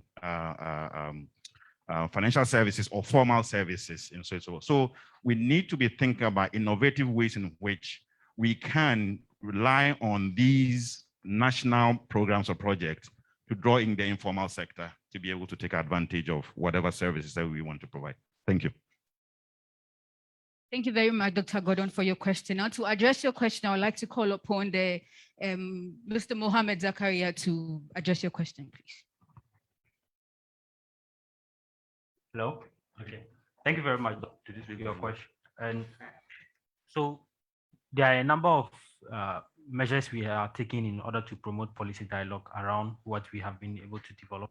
One, we have the local level engagement interactions where we work with our hubs to present whatever findings we have had at local stakeholder engagements with local stakeholders, which includes the various assemblies at the local level and other policy or government or agencies at that level, in order for them to be in the know and also have the hubs to work with media houses to also promote the discussions around the various topics that we have.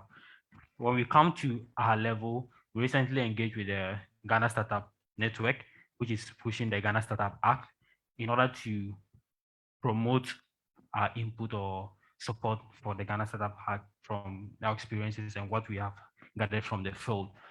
We as well, through the stakeholder engagement, is another initiative. But then our next activities after this engagement is to begin to promote dialogues and facilitate various action sessions with various policy or direct policy organizations. So some of the ministries, we are looking forward to beginning to have policy engagements around most of the findings we have had. And as you know, this is our the second mapping. And so now we have enough and we can adequately speak to various issues, unlike what we had from last year, which was just the foundation. And so we really had wanted to get extra. Then when we are speaking, everyone understands that this is not something that is just coming from a one-off research, but this is something that's been continuous, and then we are building from there. Yes, please. Thank you very much. Thank you very much, Mr. Mohammed. I would like to make mention of the fact that you can reach out to the Ghana Ecosystem team via email at info@ghanaecosystem.com. For those of you who may not have the opportunity to reach out to them or to interview them individually after the session ends, I would like to take comment from the team. Maybe they have last words for us before we move to the grounding or the activity that is going to climax today's occasion, which is the outdooring of the Ghana Ecosystem Mapping magazine. So I'd like to ask the team, do you have any last words for us? Are there things that we probably have not asked that you probably want to throw more light on? Anything at all? Okay, Mr. Selom. Hello? So in looking at the situation here and how we are trying to and successful businesses, doing my research, I realized that in communities in Europe that were very poor and how they rose was working together in large numbers. So in Denmark, you have a company that is owned by 12,500 people. That's like saying 12,500 co-founders. In Sweden, you have 19,000 people. And for me, it's like, we can have startups that have 2 founders, 3 founders. But if you take the single women's association that Emilia mentioned, for example, 7,000 members, if you are going to register one company, then even if you are supposed to pay 2,000 cedis, it's not that expensive. That's like everybody contributing less than 50 pesos. So we can rethink the way we view some of the challenges that we meet, and just by coming together and being willing to be flexible enough to achieve our goals. Thank you very much, Mr. Selom. That was probably very insightful. We appreciate this information from you. So as I mentioned, we are trying to wrap up today's occasion. We are trying to wrap up the event. So we'd like to move and call upon the ecosystem lead of Ghana Tech Lab, Mr. Daniel Kobna Owusu, as he outdoors the Ghana Ecosystem Mapping magazine. So please let's welcome him as he comes to outdoor the magazine. And we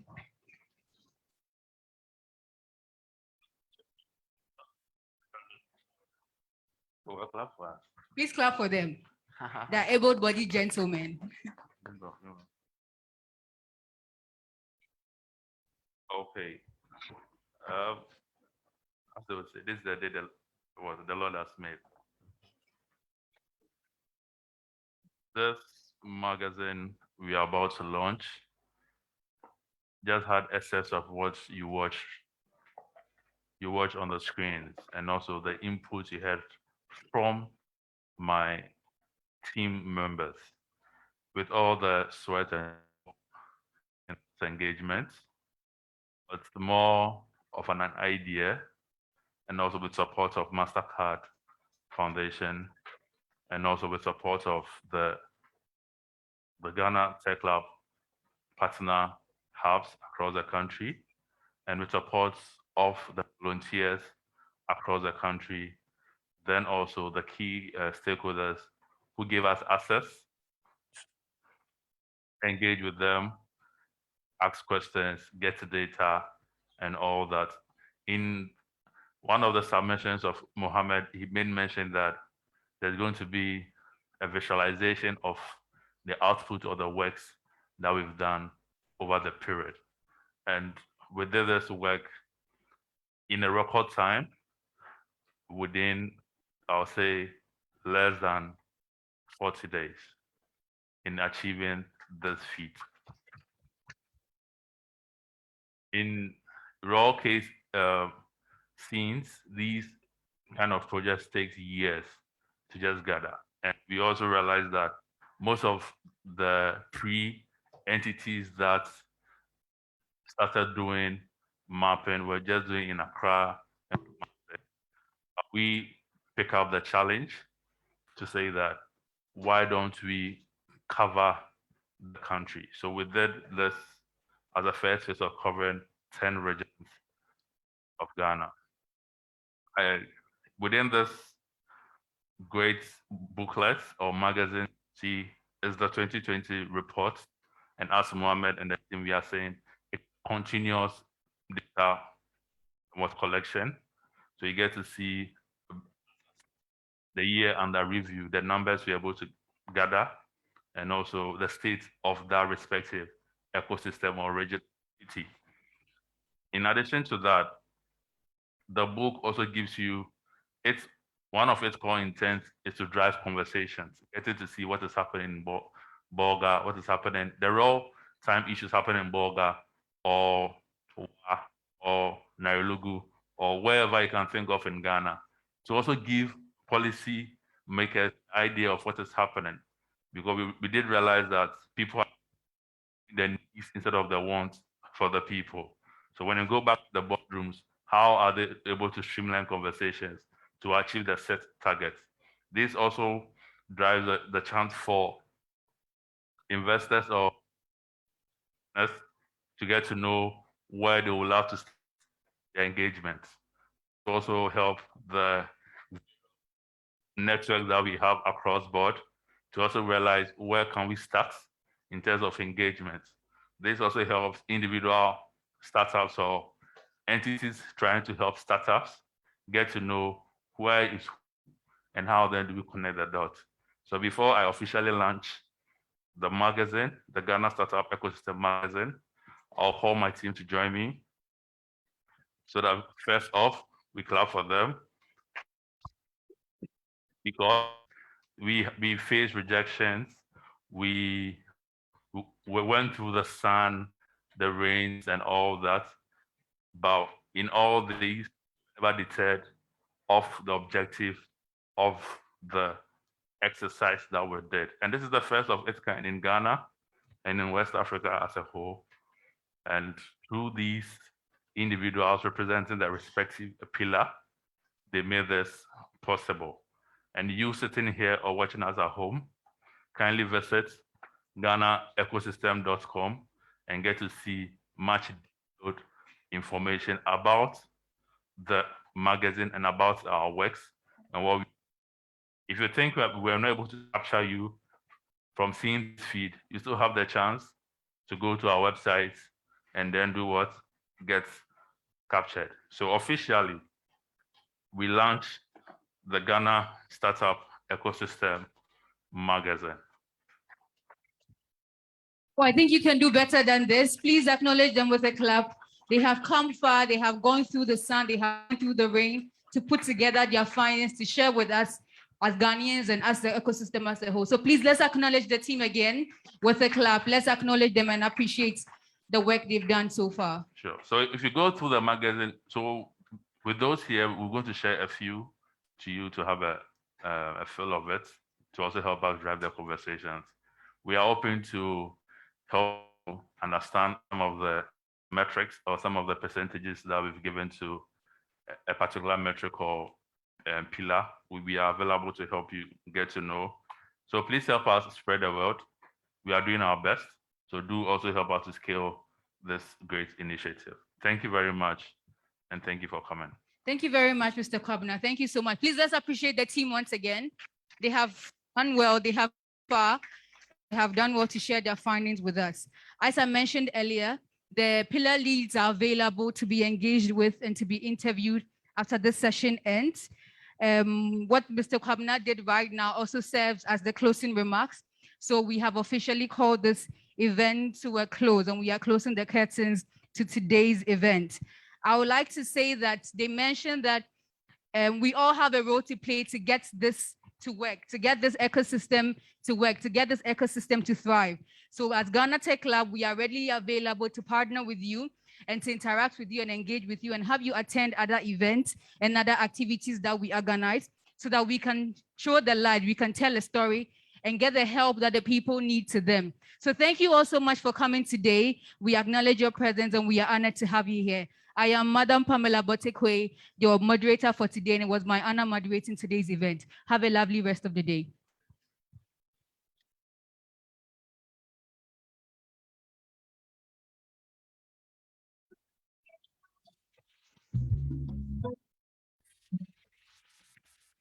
Hello. So for those granting interviews, we have our backdrop here available to help you have a nice background, to help you have a nice outlook as you interview the pillar leads. The pillar leads are available to be interacted with, to be engaged with.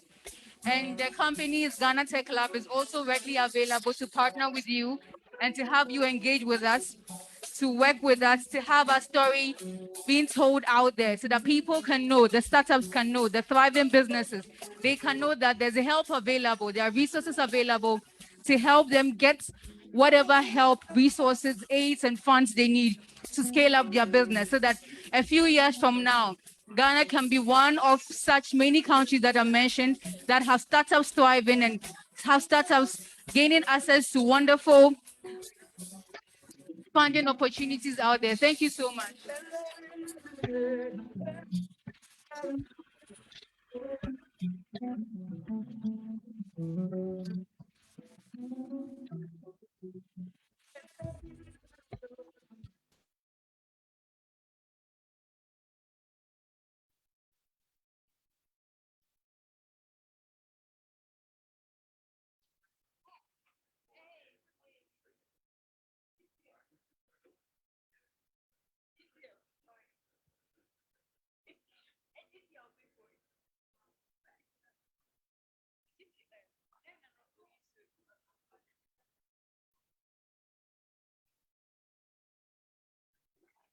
Our pillar leads are getting ready to be interviewed and they'll be meeting you up front. So to our media houses present, you can move up and set up and prepare yourself as we get ready to listen to them and to ask them the questions that we have to go a long way to telling our stories on our media platforms.